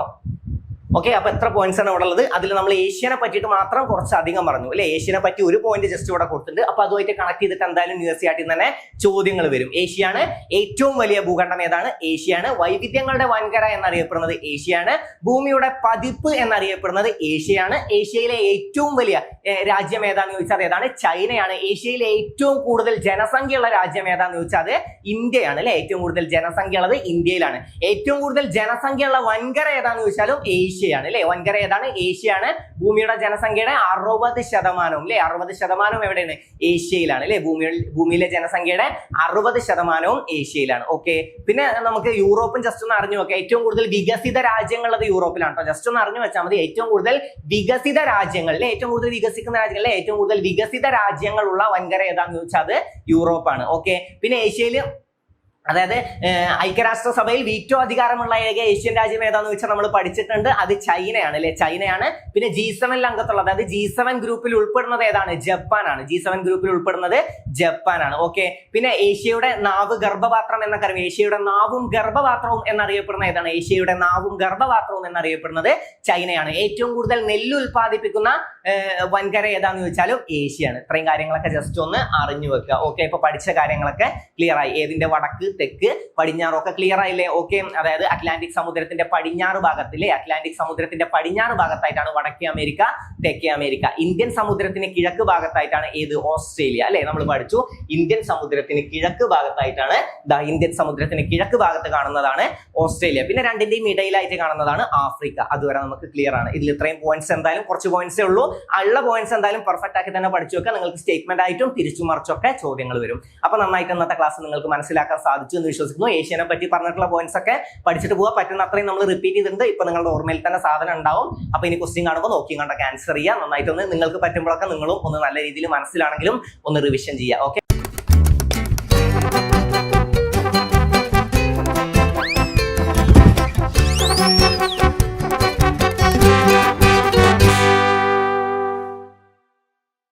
അപ്പൊ റോഡ് ഗതാഗതത്തെ കുറിച്ചാണ് നമ്മൾ ഇന്നത്തെ ക്ലാസ്സിൽ ഡിസ്കസ് ചെയ്യുന്നത്. നമുക്ക് പോയിന്റ്സ് നോക്കാം. ഗതാഗത ആശയവിനിമയ സംവിധാനങ്ങൾ എന്ന 5ാം ക്ലാസ്സിലെ ചാപ്റ്ററിൽ നിന്നാണ് നമ്മൾ എടുത്തിട്ടുള്ളത്. നമുക്ക് നോക്കാം.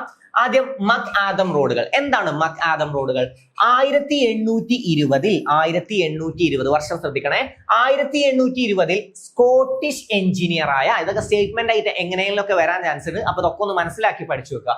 1820 സ്കോട്ടിഷ് എഞ്ചിനീയർ ആയ JL മക് ആദം ആണ് ആധുനിക രീതിയിലെ റോഡ് നിർമ്മാണത്തിന് തുടക്കമിട്ടത്.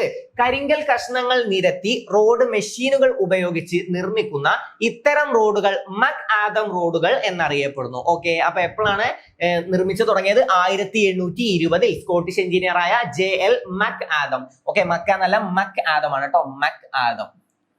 JL മക്ആദമാണ് ആധുനിക രീതിയിലെ റോഡ് നിർമ്മാണത്തിന് തുടക്കമിട്ടത്. അപ്പൊ ആധുനിക രീതിയിലെ റോഡ് നിർമ്മാണത്തിന് തുടക്കമിട്ടത് ആരെന്ന് ഒരു ചോദ്യം വന്നതിന് ഉത്തരം കിട്ടുമല്ലോ. ആരാണ്? മക്ആദമാണ്. ഓക്കെ, സ്കോട്ടിഷ് എഞ്ചിനീയർ ആയ മക്ആദമാണ്. എപ്പോഴാണ്? 1820 ആധുനിക രീതിയിലുള്ള എന്താണ് റോഡ് നിർമ്മാണത്തിന് റോഡ് നിർമ്മാണത്തിന് തുടക്കമിട്ടത്. ഈ സ്റ്റേറ്റ്മെന്റ് ഒന്ന് ജസ്റ്റ് പഠിച്ചു വെക്കുക. ഓക്കെ, അപ്പൊ ആധുനിക രീതിയിലെ റോഡ് നിർമ്മാണത്തിന് തുടക്കമിട്ടത് ആരില്ലേ? ഏത് എഞ്ചിനീയർ ആണെന്ന് ചോദിച്ചാൽ സ്കോട്ടിഷ് എഞ്ചിനീയർ ആയ ആരാണ്? മക്ആദമാണ്. JL മക്ആദം സ്കോട്ടിഷ് എഞ്ചിനീയർ ആണ്. 1820 ഇത്രയും കാര്യങ്ങൾ ഇതിലൊന്ന് മനസ്സിലാക്കി വെക്കുക ഈ പോയിന്റിൽ. ഓക്കെ, ഇനി ലോകത്തിലെ രണ്ടാമത്തെ വലിയ റോഡ് ശൃംഖലയുള്ള രാജ്യമാണ് നമ്മുടെ ഇന്ത്യ. ഓക്കെ, അപ്പൊ എത്രാമത്തെയാണ്? രണ്ടാമത്തെയാണ്. അപ്പൊ പലർക്കും വേഗം ഉള്ളിൽ ഒരു ഡൗട്ട് വന്നിട്ടുണ്ടാവും. അപ്പൊ ഒന്നാമത്തെ ആരാ? ഒന്നാമത്തെ അമേരിക്കയാണ്. ഒന്നാമത്തെ ആരാണ്? അമേരിക്ക. ഓക്കെ, അപ്പൊ അതും ജസ്റ്റ് ഒന്ന് അറിഞ്ഞു വെച്ചോ. രണ്ടാമത് ആരാണ്? ഇന്ത്യയാണ്. ഒന്നാമത് ആരാന്ന് ചോദിച്ചാൽ അത് അമേരിക്കയാണ്. ഓക്കെ, അപ്പൊ ലോകത്തിലെ രണ്ടാമത്തെ വലിയ റോഡ് ശൃംഖലയുള്ള രാജ്യം ഏതാണ്? നമ്മുടെ ഇന്ത്യയാണ്. ഒന്നാമത്തെ വലിയ റോഡ് ശൃംഖലയുള്ള രാജ്യം ഏതാന്ന് ചോദിച്ചാൽ ഏതാണ്? അത് അമേരിക്കയാണ്. അപ്പൊ രണ്ടാമത്തെ ഏതാണ്?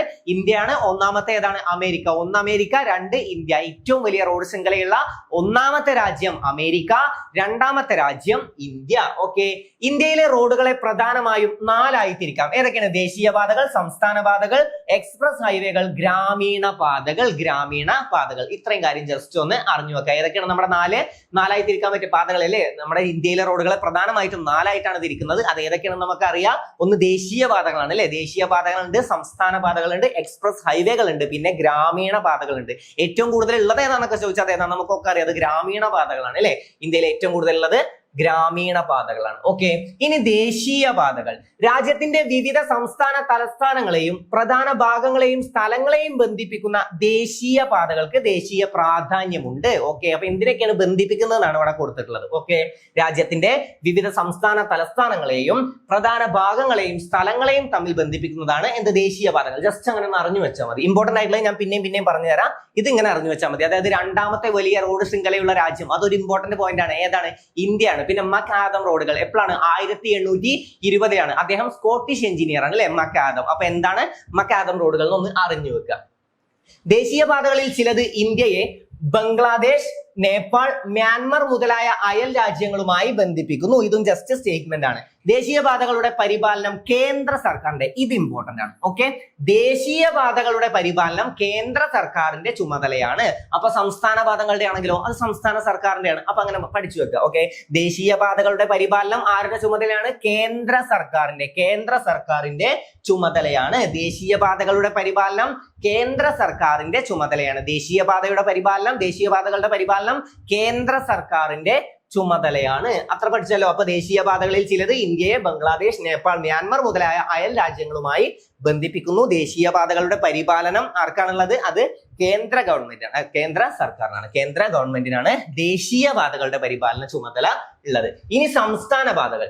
ദേശീയപാതകളെ പ്രധാന വ്യാപാര കേന്ദ്രങ്ങളുമായി ബന്ധിപ്പിക്കുന്ന സംസ്ഥാനങ്ങളിലെ പ്രധാന റോഡുകളാണ് ഇവ. ഓക്കെ, ജസ്റ്റ് അറിഞ്ഞു വെക്കുക. സംസ്ഥാന പാതകളുടെ അറ്റകുറ്റപ്പണികളുടെ ഉത്തരവാദിത്വം സംസ്ഥാന സർക്കാരിനാണ്. അതാർക്കാണ്? സംസ്ഥാന സർക്കാരിനാണ് അല്ലേ?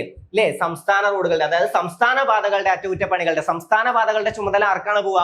അത് സംസ്ഥാന സർക്കാരിനാണ്. ദേശീയ പാതകളാണെങ്കിൽ അത് കേന്ദ്ര സർക്കാരിനാണ് അല്ലെ? ദേശീയപാതകൾ കേന്ദ്ര സർക്കാരും സംസ്ഥാന പാതകൾ സംസ്ഥാന സർക്കാരും. സിമ്പിൾ ആയിട്ട് നമുക്ക് മനസ്സിലാക്കാനുള്ളൂ, വലിയ പോയിന്റ്സ് ഒന്നുമില്ല. നേരത്തെ പഠിച്ചത് മക്ആദം റോഡുകൾ മാത്രം, കുറച്ചെങ്കിലും നിങ്ങൾക്കൊന്ന് സ്ട്രെസ് എടുത്ത് പഠിക്കേണ്ടത്. അതും കുഴപ്പമില്ല. 1820 നമ്മൾ പഠിച്ചു. സ്കോട്ടിഷ് എഞ്ചിനീയർ ആണ് മക്ആദം എന്നും നമ്മൾ പഠിച്ചു. ആധുനിക രീതിയിലുള്ള റോഡ് നിർമ്മാണത്തിന് തുടക്കമിട്ടത് ആരെന്നാണ് ചോദ്യം വരിക. അതാരാണ്? മക്ആദമാണ്. JL മക്ആദം 1820 തുടക്കമിട്ടത് എന്നൊക്കെ നമ്മൾ പഠിച്ചു. അദ്ദേഹം ഒരു സ്കോട്ടിഷ് എഞ്ചിനീയർ ആണെന്ന് നമ്മൾ പഠിച്ചു. സ്റ്റേറ്റ്മെന്റ് മാറി വന്നാലാണ് ശ്രദ്ധിക്കേണ്ടത്. സ്കോട്ടിഷ് എഞ്ചിനീയർ ആണ്, അത് അങ്ങനെ തന്നെ പഠിച്ചു വെക്കുക. ഓക്കെ, ഇനി ജില്ലാ ഹൈവേകൾ. ജില്ലയിലെ പ്രധാന റോഡുകളാണിവ. നമുക്കറിയാം, ജില്ലാ ഹൈവേകൾ എന്ന് പറഞ്ഞാൽ ജില്ലയിലെ പ്രധാന റോഡുകളാണല്ലോ. ഒരു ജില്ലയിലെ പ്രധാന റോഡുകളെ സംസ്ഥാനത്തെ റോഡുകളുമായി ബന്ധിപ്പിക്കുന്നു. ഒരു ജില്ലയിലെ പ്രധാന റോഡുകളെ സംസ്ഥാനത്തെ റോഡുകളുമായി ബന്ധിപ്പിക്കുന്നത് ജില്ലാ ഹൈവേകളാണ്. ഓക്കെ, ജില്ലാ ഹൈവേകളുടെ അറ്റകുറ്റപ്പണി ജില്ലാ ഭരണകൂടത്തിന്. ഓക്കെ, ജില്ലാ ഭരണകൂടത്തിനാണ് ജില്ലാ ഹൈവേകളുടെ അറ്റകുറ്റപ്പണി. അപ്പൊ ജില്ലാ ഹൈവേകളുടെ ആണെങ്കിൽ ജില്ലാ ഭരണകൂടത്തിനാണ്. പിന്നെ സംസ്ഥാന സർക്കാർ അല്ലെ? സംസ്ഥാന റോഡുകൾക്കാണെങ്കിൽ സംസ്ഥാന സർക്കാർ. പിന്നെ ദേശീയ പാതകൾക്കാണെങ്കിൽ അത് ദേശീയപാതകളുടെ അറ്റകുറ്റപ്പണി ആരുടെ ചുമതലയാണെന്ന് ചോദ്യം വന്നാൽ അത് കേന്ദ്ര സർക്കാർ. അപ്പൊ സംസ്ഥാന സർക്കാർ അല്ലെ, ദേശീയപാതകൾ കേന്ദ്ര സർക്കാർ. ഇതെന്താണ്? ജില്ലാ ഹൈവേകളുടെ അറ്റകുറ്റപ്പണി ജില്ലാ ഭരണകൂടത്തിനാണ്. ഓക്കെ, ഇത്രയും ജസ്റ്റ് മനസ്സിലാക്കി പഠിക്കാനുള്ളത്. സിമ്പിൾ ആയിട്ട് ജസ്റ്റ് വലിയ സ്ട്രെസ് എടുത്തെടുക്കണ്ട, സിമ്പിൾ ആയിട്ട് നമുക്ക് ജസ്റ്റ് കേട്ട് പോയാൽ മതി, സിമ്പിൾ ആയിട്ട് നമുക്ക് ഓർത്തെടുക്കാനുള്ളതേ ഉള്ളൂ. ഓക്കെ, ഇനി ഗ്രാമീണ പാതകൾ. ഒരു ഗ്രാമത്തെ മറ്റൊന്നുമായി വിവിധ ഗ്രാമങ്ങളെ ജില്ലയിലെ പ്രധാന റോഡുകളുമായും ബന്ധിപ്പിക്കുന്നു. ഒരു ഗ്രാമത്തെ മറ്റൊന്നുമായും വിവിധ ഗ്രാമങ്ങളെ ജില്ലയിലെ പ്രധാന റോഡുകളുമായും ബന്ധിപ്പിക്കുന്നു. ഒരു ഗ്രാമത്തെ മറ്റൊന്നുമായി, ഒരു ഗ്രാമത്തെ മറ്റൊരു ഗ്രാമവുമായിട്ടും വിവിധ ഗ്രാമങ്ങളെ ജില്ലയിലെ പ്രധാന റോഡുകളുമായും ബന്ധിപ്പിക്കുന്നതാണ് ഗ്രാമീണ പാതകൾ. ഗ്രാമീണ പാതകളുടെ പരിപാലനം നമുക്കൊക്കെ അറിയാം, അത് തദ്ദേശ സ്വയംഭരണ സ്ഥാപനങ്ങൾക്കാണ്. തദ്ദേശ സ്വയംഭരണ സ്ഥാപനങ്ങളുടെ ചുമതലയാണ്. ഓക്കെ, അത് നമ്മുടെ ഇലക്ഷൻ ഇപ്പൊ അടുത്ത് കഴിഞ്ഞ ഇലക്ഷനുമായിട്ട് നമുക്ക് കണക്ട് ചെയ്യാൻ പറ്റും അല്ലെ. ആ റോഡിന്റെ പ്രശ്നങ്ങളാണ് അധികവും ഇങ്ങനത്തെ വരാറുള്ളത്. അവിടുത്തെ റോഡ് ഇങ്ങനെ കിടക്കുന്നത്, ഇത്രയും കാലമായിട്ട് ഒരു പുരോഗമനം ഉണ്ടായിട്ടില്ല, അങ്ങനെയൊക്കെ പറഞ്ഞ പ്രശ്നങ്ങൾ. അപ്പൊ അത് നമുക്കറിയാം, അത് തദ്ദേശ സ്വയംഭരണ സ്ഥാപനങ്ങളുടെ ചുമതലയാണ്. ഓക്കെ, അതൊന്നും നമുക്ക് റിപ്പീറ്റ് ചെയ്ത് പഠിക്കാനുള്ളതില്ല, സിമ്പിൾ ആയിട്ട് മനസ്സിലാക്കാം. ഈ സുവർണ ചതുഷ്കോണം പഠിച്ചു വെക്കണം. ഓക്കെ, ഇന്ത്യയിലെ പ്രധാന ഹൈവേകൾ, അതിലൊന്നാണ് സുവർണ ചതുഷ്കോണം. ഇന്ത്യയിലെ പ്രധാന വ്യാവസായിക കാർഷിക കേന്ദ്രങ്ങളെ ബന്ധിപ്പിക്കുന്ന ദേശീയ പാത ശൃംഖലയാണ് ഏത്? സുവർണ ചതുഷ്കോണം. ഡൽഹി, കൊൽക്കത്ത, മുംബൈ, ചെന്നൈ, ഈ 4 പഠിച്ചു വെച്ചോ. സുവർണ ചതുഷ്കോണത്തിൽ ഉൾപ്പെടാത്തത് ഏതെന്നൊരു ചോദ്യം വരും. ഏതൊക്കെയാണുള്ളത്? ഡൽഹി, കൊൽക്കത്ത, മുംബൈ, ചെന്നൈ. ഡൽഹി, കൊൽക്കത്ത, മുംബൈ, ചെന്നൈ സുവർണ ചതുഷ്കോണത്തിൽ ഉൾപ്പെടുന്ന എന്നീ നഗരങ്ങളിലൂടെയും 12 സംസ്ഥാനങ്ങളിലൂടെയും ഈ പാത കടന്നു പോകുന്നു. അപ്പൊ ബന്ധിപ്പിക്കുന്ന പ്രധാന നഗരങ്ങൾ ഏതാണ്? എപ്പോഴും ചോദ്യം വരാറുണ്ട്. ഏതൊക്കെയാണ്? ഡൽഹി, കൊൽക്കത്ത, മുംബൈ, ചെന്നൈ. ഡൽഹി, കൊൽക്കത്ത, മുംബൈ, ചെന്നൈ എന്നീ പ്രധാന നഗരങ്ങളെയാണ് ബന്ധിപ്പിക്കുന്നത്. ഏതൊക്കെയാണ്? ഡൽഹി, കൊൽക്കത്ത, മുംബൈ, ചെന്നൈ. എന്താണ് സുവർണ ചതുഷ്കോണം? ഇന്ത്യയിലെ പ്രധാന വ്യാവസായിക കാർഷിക കേന്ദ്രങ്ങളെ ബന്ധിപ്പിക്കുന്ന ദേശീയ പാത ശൃംഖലയാണ് സുവർണ ചതുഷ്കോണം. ഏതൊക്കെ പ്രധാന നഗരങ്ങളെയാണ് ബന്ധിപ്പിക്കുന്നത്? ഡൽഹി, കൊൽക്കത്ത, മുംബൈ, ചെന്നൈ. ഡൽഹി, കൊൽക്കത്ത, മുംബൈ, ചെന്നൈ. ഡൽഹി, കൊൽക്കത്ത, മുംബൈ, ചെന്നൈ. ഓക്കെ, ഡൽഹി, കൊൽക്കത്ത, മുംബൈ, ചെന്നൈ. ഡൽഹി, കൊൽക്കത്ത, മുംബൈ, ചെന്നൈ. ഡൽഹി, കൊൽക്കത്ത, മുംബൈ, ചെന്നൈ. സുവർണ ചതുഷ്കോണം ബന്ധിപ്പിക്കുന്ന നഗരങ്ങൾ ഏതാണ്? ഡൽഹി, കൊൽക്കത്ത, മുംബൈ, ചെന്നൈ. പിന്നെ ചോദ്യം വരും, എത്ര സംസ്ഥാനങ്ങളിലൂടെയാണ്? 12 സംസ്ഥാനങ്ങളിലൂടെയാണ് ഈ പാത കടന്നു പോകുന്നത്. എത്രയാണ്? 12 സംസ്ഥാനങ്ങളിലൂടെ കടന്നു പോകുന്നു. 4 പ്രധാന നഗരങ്ങൾ ഡൽഹി, കൊൽക്കത്ത, മുംബൈ, ചെന്നൈ. 12 സംസ്ഥാനങ്ങളിലൂടെയും ഈ പാത കടന്നു പോകുന്നു. ക്ലിയർ അല്ലേ? അപ്പൊ ഏതൊക്കെയാണ്? ഡൽഹി, കൊൽക്കത്ത, മുംബൈ, ചെന്നൈ. ഡൽഹി, കൊൽക്കത്ത ഒന്ന് റിപ്പീറ്റ് ചെയ്യോ. ഡൽഹി, കൊൽക്കത്ത, മുംബൈ, ചെന്നൈ. ഡൽഹി, കൊൽക്കത്ത, മുംബൈ, ചെന്നൈ. എന്താണ്? സുവർണ ചതുഷ്കോണം ബന്ധിപ്പിക്കുന്ന നഗരങ്ങളാണ് ഡൽഹി, കൊൽക്കത്ത, മുംബൈ, ചെന്നൈ. ഡൽഹി, കൊൽക്കത്ത, മുംബൈ, ചെന്നൈ. എത്ര സംസ്ഥാനങ്ങളിലൂടെയാണ്? 12 സംസ്ഥാനങ്ങളിലൂടെ. ക്ലിയർ അല്ലേ? അടുത്തത് നോക്കാം. വടക്ക് തെക്ക് ഇടനാഴി ശ്രീനഗറിനെ കന്യാകുമാരിയുമായും കിഴക്ക് പടിഞ്ഞാറ് ഇടനാഴി സിൽച്ചറിനെ പോർബന്തറുമായും ബന്ധിപ്പിക്കുന്നു. ഓക്കെ, വടക്ക് തെക്ക് ഇടനാഴി ശ്രീനഗറിനെ കന്യാകുമാരിയുമായും കിഴക്ക് പടിഞ്ഞാറാണെങ്കിലോ സിൽച്ചറിനെ പോർബന്തറുമായും ബന്ധിപ്പിക്കുന്നു. ഓക്കെ, അപ്പൊ വടക്ക് തെക്ക് ഇടനാഴി ശ്രീനഗറിനെ കന്യാകുമാരിയുമായും കിഴക്ക് പടിഞ്ഞാറ് ഇടനാഴി സിൽച്ചറിനെ പോർബന്തറുമായും ബന്ധിപ്പിക്കുന്നു. ഒന്നുകൂടെ പറയാ, വടക്ക് തെക്ക് ഇടനാഴി ശ്രീനഗറിനെ കന്യാകുമാരിയുമായും കിഴക്ക് പടിഞ്ഞാറ് ഇടനാഴി സിൽച്ചറിനെ പോർബന്തറുമായും ബന്ധിപ്പിക്കുന്നു. ഓക്കെ, അത് പഠിച്ചു വെക്കുക. പിന്നെ റോഡ് ഗതാഗതത്തിന്റെ മേന്മകൾ, ഇത് ജസ്റ്റ് പോയിന്റ്സ് ആയിട്ട് നമുക്കൊന്ന് പറഞ്ഞു പോവാം. താരതമ്യേന ചെലവ് കുറവാണ് അല്ലെ. താരതമ്യേന റോഡ് ഗതാഗതം എന്ന് പറഞ്ഞാൽ എന്താണ്? ചെലവ് കുറവാണ്. ഹ്രസ്വദൂര യാത്രകൾക്ക് ഏറ്റവും അനുയോജ്യം ഏതാണ്? ഹ്രസ്വദൂര യാത്രകളാണെങ്കിൽ ഏറ്റവും അനുയോജ്യം അത് ഏതാണ്? റോഡ് ഗതാഗതം തന്നെയാണ്. ഓക്കെ, എല്ലാ വിഭാഗം ജനങ്ങൾക്കും പ്രാപ്യമാകുന്ന സൗകര്യം, വിവിധോദ്ദേശ സേവനം, ഉൾപ്രദേശങ്ങളിലേക്കുള്ള ഗതാഗത മാർഗം, ഇതൊക്കെ എന്താണ്? റോഡ് ഗതാഗതത്തിന്റെ മേന്മകളാണ്. ഒരു വട്ടം കൂടെ ഞാൻ പറഞ്ഞു തരാം. അതായത് താരതമ്യേന ചെലവ് കുറവാണ്. എന്തിനാണ്? റോഡ് ഗതാഗതത്തിന് സ്വാഭാവികമായിട്ട് ചെലവ് കുറവാണ്. ഒന്ന് പഠിച്ചു വെച്ചാൽ, ഒന്ന് മനസ്സിലാക്കി വെച്ചാൽ മതി. ചെലവ് കുറവാണെന്ന് നമുക്കറിയാലോ. അതെ, ചെലവ് കുറവാണ്. ഹ്രസ്വദൂര അല്ലെ, ഹ്രസ്വദൂര യാത്രകൾക്ക് ഏറ്റവും നല്ലത് ഏത് തന്നെയാണ്? റോഡ് ഗതാഗതം തന്നെയാണ്. ഹ്രസ്വദൂരത്തിന് നമ്മൾ കടലിലൂടെ പോലല്ലോ, നമ്മൾ കപ്പലിൽ കയറി പോലല്ലോ. ഹ്രസ്വദൂരം പറയുമ്പോൾ റോഡിലൂടെ അല്ലേ നമ്മൾ പോവാ. മനസ്സിലാക്കി വെക്കുക. ഓക്കെ, എല്ലാ വിഭാഗം ജനങ്ങൾക്കും പ്രാപ്യമാകുന്ന സൗകര്യം, എല്ലാ വിഭാഗം ജനങ്ങൾക്കും ഇത് പ്രാപ്യമാകുന്നതാണ്. ഇത് കൂടിയ ആളുകൾക്കേ ഉള്ളൂ, കുറഞ്ഞ ആളുകൾക്കുള്ളൂ, അങ്ങനെയൊന്നുമില്ല. നല്ല പൈസ ഉള്ള ആളുകൾക്കേ പറ്റുള്ളൂ, അങ്ങനെയൊന്നുമില്ലല്ലോ. ഓക്കെ, വിവിധോദ്ദേശ സേവനം, ഉൾപ്രദേശങ്ങളിലേക്കുള്ള ഗതാഗത മാർഗം, ഇത്രയും കാര്യങ്ങൾ ഇവിടെ നിന്ന് അറിഞ്ഞു വെക്കുക. ഓക്കെ, അപ്പൊ ഇന്ന് പഠിച്ച ഇത്രയും കാര്യങ്ങളൊക്കെ ക്ലിയർ അല്ലേ? സുവർണ ചതുഷ്കോണമൊക്കെ ക്ലിയർ അല്ലേ? ഏകദേശം പഠിച്ച കാര്യങ്ങളൊക്കെ നിങ്ങൾക്ക് ക്ലിയർ ആയി എന്ന് വിശ്വസിക്കുന്നു. ഞാൻ പ്രത്യേകം ഇമ്പോർട്ടന്റ് ആണെന്ന് ഞാൻ എടുത്ത് പറഞ്ഞ കാര്യങ്ങൾ ഇമ്പോർട്ടൻസ് കൊടുത്ത് തന്നെ പഠിക്കുക. അത്രയും ഇമ്പോർട്ടൻസ് കൊടുത്ത് പഠിക്കേണ്ടതാവും. ഓക്കെ, അപ്പൊ അങ്ങനത്തത് ഇമ്പോർട്ടൻസ് കൊടുത്ത് പഠിക്കുക. ബാക്കിയുള്ള ജസ്റ്റ് ഒന്ന് കേട്ടാൽ തന്നെ നിങ്ങൾക്ക് മനസ്സിലുണ്ടാവും എന്താണ് അതുകൊണ്ട് ഉദ്ദേശിക്കുന്നത്, നിങ്ങൾക്ക് മനസ്സിലാക്കി പഠിക്കാൻ പറ്റും. എല്ലാതും കാണാതെ പഠിക്കേണ്ടതൊന്നുമില്ല, കാണാതെ പഠിക്കില്ല, ജസ്റ്റ് എല്ലാത്തിലും മനസ്സിലാക്കി പഠിക്കാനുള്ളതേ ഉള്ളൂ. അപ്പൊ സിമ്പിൾ ആയിട്ട് തന്നെ പഠിക്കാൻ പറ്റും. അതിൽ ഇമ്പോർട്ടൻസ് കൊടുത്ത് പഠിക്കാൻ ഞാൻ പറഞ്ഞത്, റിപ്പീറ്റ് ചെയ്ത് ഞാൻ പറഞ്ഞുകൊണ്ടേ ഇരുന്നത് അത്രയും ഇമ്പോർട്ടൻസ് കൊടുത്ത് തന്നെ പഠിക്കുക.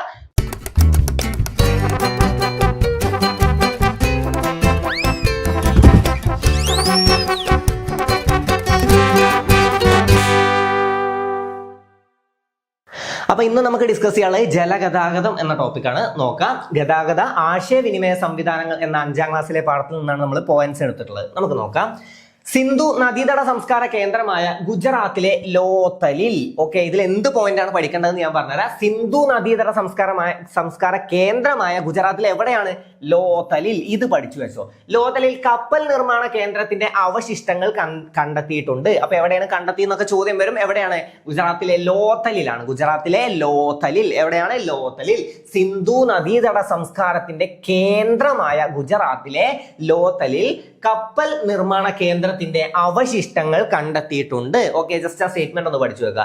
ലോത്തലിൽ നിന്ന് കണ്ടെത്തിയ മുദ്രകളിലും ഹാരപ്പയിൽ നിന്ന് കണ്ടെത്തിയ മെസൊപ്പൊട്ടാമിയൻ മുദ്രകളിലും ബോട്ടിന്റെ രൂപങ്ങൾ പതിച്ചിട്ടുണ്ട്. ഓക്കെ, ബോട്ടിന്റെ രൂപങ്ങൾ പതിച്ചിട്ടുണ്ട്. ലോത്തലിൽ നിന്ന് കണ്ടെത്തിയ മുദ്രകളിലും ഹാരപ്പയിൽ നിന്ന് കണ്ടെത്തിയ മെസൊപ്പൊട്ടാമിയൻ മുദ്രകളിലും ബോട്ടിന്റെ രൂപങ്ങൾ പതിച്ചിട്ടുണ്ട്. ആ സ്റ്റേറ്റ്മെന്റ് ജസ്റ്റ് ഇതുപോലെ ഒന്ന് ജസ്റ്റ് സ്റ്റേറ്റ്മെന്റ് ആയി തന്നെ അറിഞ്ഞു വെച്ചാൽ മതി. ഓക്കെ,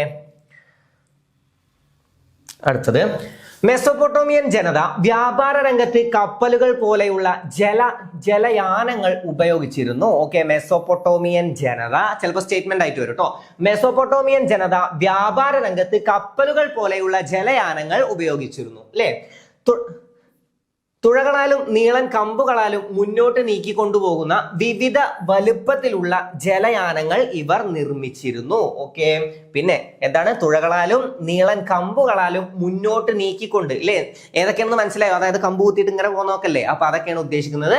അപ്പൊ തുഴകളാലും നീളൻ കമ്പുകളാലും, അതായത് തുഴഞ്ഞു പോകുന്നതും തുഴകളാലും നീളൻ കമ്പുകളാലും മുന്നോട്ട് നീക്കിക്കൊണ്ടുപോകുന്ന വിവിധ വലുപ്പത്തിലുള്ള ജലയാനങ്ങൾ ഇവർ നിർമ്മിച്ചിരുന്നു. അതും സ്റ്റേറ്റ്മെന്റ് ആയിട്ട് അറിഞ്ഞു വെക്കുക. ചരക്ക് നീക്കത്തിലും സഞ്ചാരത്തിലും ഈ ജലയാനങ്ങൾ ഉപയോഗിച്ചു. ഓക്കെ, ചരക്ക് നീക്കത്തിനും സഞ്ചാരത്തിനുമാണ് ഇത് ഉപയോഗിച്ചിരുന്നത്. അല്ലെ? അതിന് തന്നെയല്ലേ ജലഗതാഗതം. ഓക്കെ, അപ്പൊ ചരക്ക് നീക്കത്തിനും സഞ്ചാരത്തിനും എന്ത് ഉപയോഗിച്ചിരുന്നു? ഈ ജലയാനങ്ങൾ ഉപയോഗിച്ചിരുന്നു.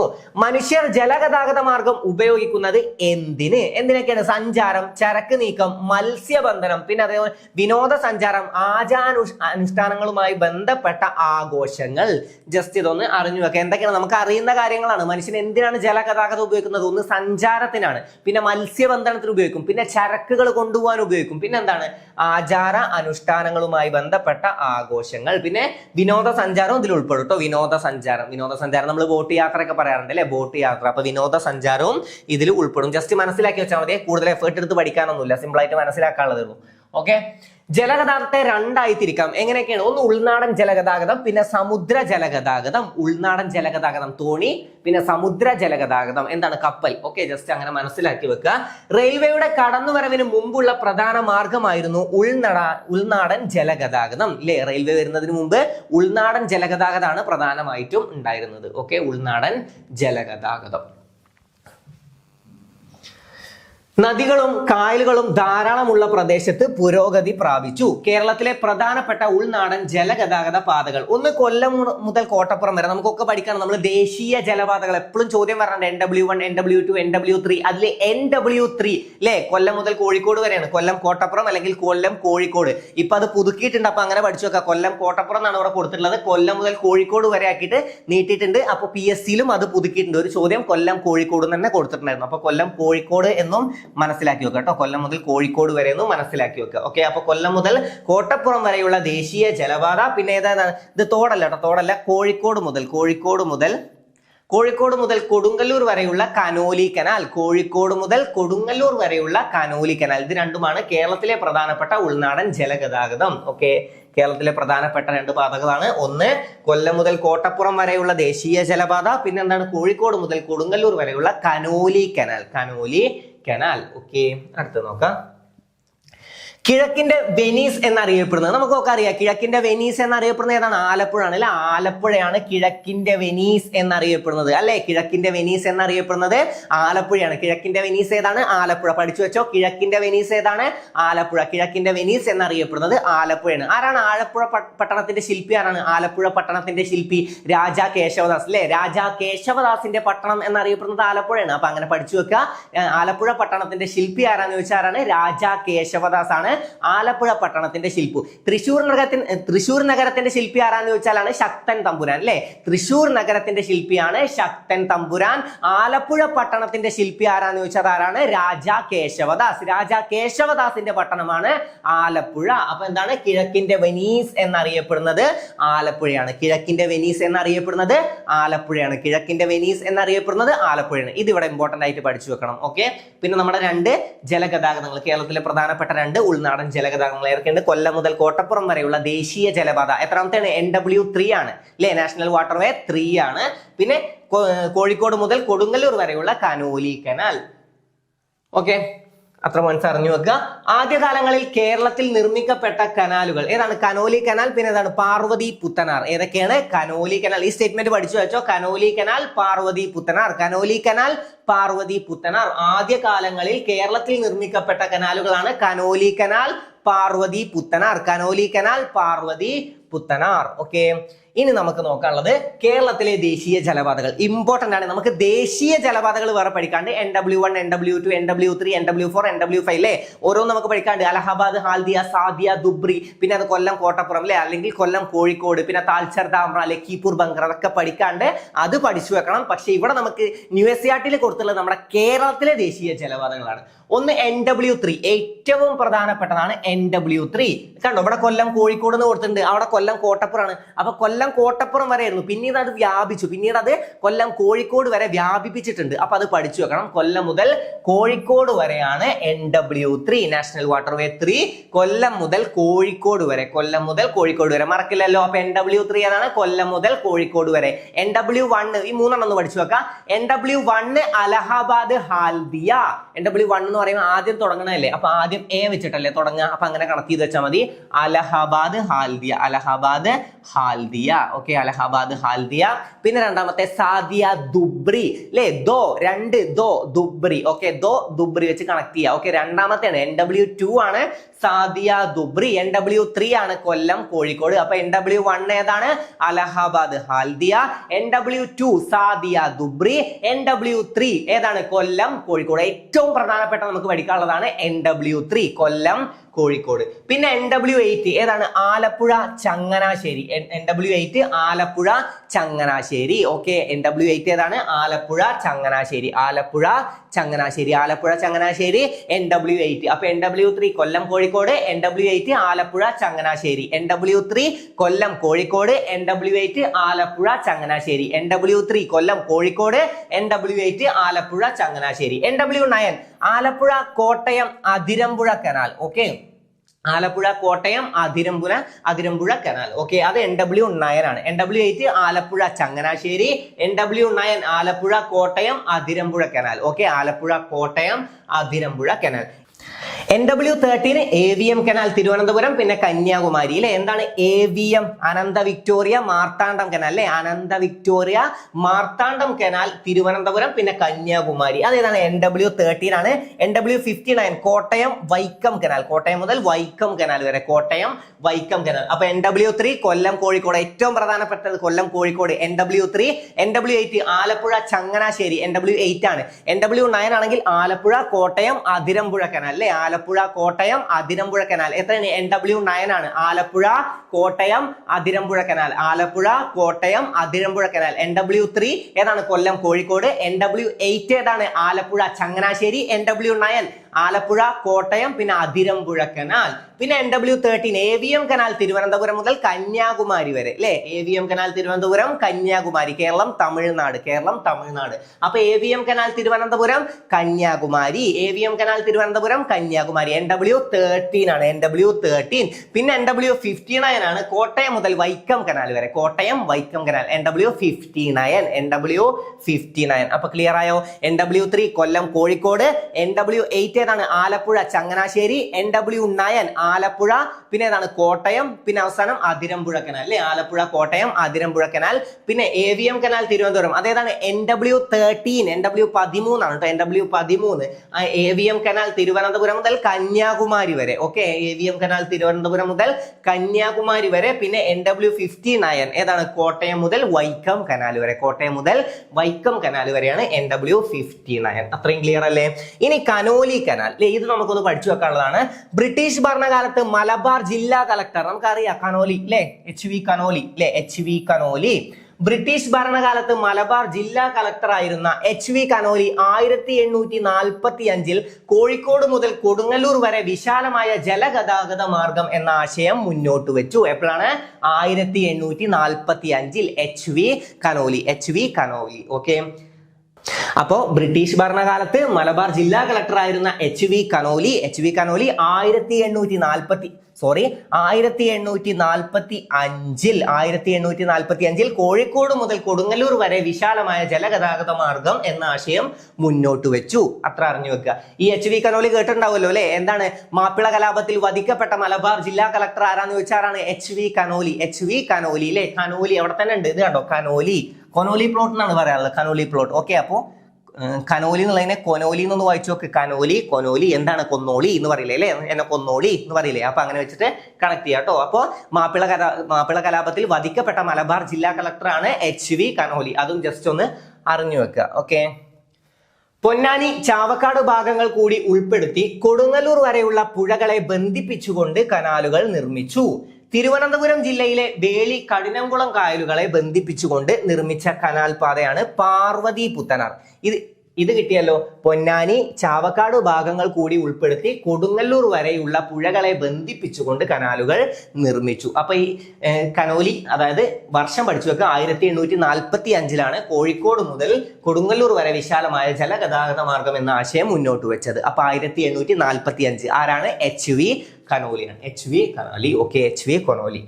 ഇനി പാർവതി പുത്തനാർ തിരുവനന്തപുരം ജില്ലയിലെ വേളി കഠിനംകുളം കായലുകളെ ബന്ധിപ്പിക്കുന്ന അല്ലെ, വേളി കഠിനംകുളം കായലുകളെ ബന്ധിപ്പിച്ചുകൊണ്ട് നിർമ്മിച്ച കനാലാണ് പാർവതി പുത്തനാർ. ഏതാണ്? പാർവതി പുത്തനാർ. പാർവതി പുത്തനാറാണ് വേളി കഠിനംകുളം കായലുകളെ തമ്മിൽ ബന്ധിപ്പിച്ചുകൊണ്ട് ബന്ധിപ്പിച്ചുകൊണ്ട് നിർമ്മിച്ച കനാലാണ് പാർവതി പുത്തനാർ. പാർവതി പുത്തനാർ. രണ്ട് പ്രധാനപ്പെട്ടത് പഠിക്കാണ്ട്, ഒന്ന് കനോലി കനാലും പിന്നൊന്ന് ഏതാണ്? പാർവതി പുത്തനാറുമാണ്. പാർവതി പുത്തനാർ. അപ്പൊ കിട്ടിയല്ലോ. അടുത്തത്, സമുദ്ര ജലഗതാഗതം സാധ്യമാക്കുന്നത് തീരദേശ ജലപാതയിലൂടെയും അന്താരാഷ്ട്ര ജലപാതയിലൂടെയുമാണ്. ജസ്റ്റ് അറിഞ്ഞു വെക്കുക. ജലഗതാഗതത്തിന്റെ മേന്മകൾ എന്താണ്? താരതമ്യേന ചെലവ് കുറവ് അല്ലെ, താരതമ്യേന ചെലവ് കുറവാണ്. പിന്നെ മലിനീകരണം കുറവാണ്. പിന്നെന്താണ്? ചരക്ക് സംവഹന ശേഷി. ചരക്ക് സംവഹന ശേഷി എന്താണ്? അതിന് കൂടുതലാണ് ചരക്ക് സംവഹന ശേഷി. പിന്നെ വിദേശ വ്യാപാരം എന്നിവയാണ് ജലഗതാഗതത്തിന്റെ മേന്മകൾ. എന്തൊക്കെയാണ്? ജസ്റ്റ് അറിഞ്ഞു വെച്ചാൽ മതി. എന്നാലും ഒരു വട്ടം കൂടെ പറഞ്ഞുതരാം. താരതമ്യേന അതിന് ചെലവ് കുറവാണ്. പിന്നെന്താണ്? മലിനീകരണം മറ്റുള്ളതിനെ സംബന്ധിച്ച് എന്താണ്? കുറവാണ്. മലിനീകരണം കുറവാണ്. ചരക്ക് സംവഹന ശേഷി ഇല്ലേ, കൂടുതൽ ചരക്ക് സംവഹന ശേഷി ഉണ്ട്. പിന്നെന്താണ്? വിദേശ വ്യാപാരം. ഓക്കെ, പിന്നെ കേരളത്തിലെ പ്രധാന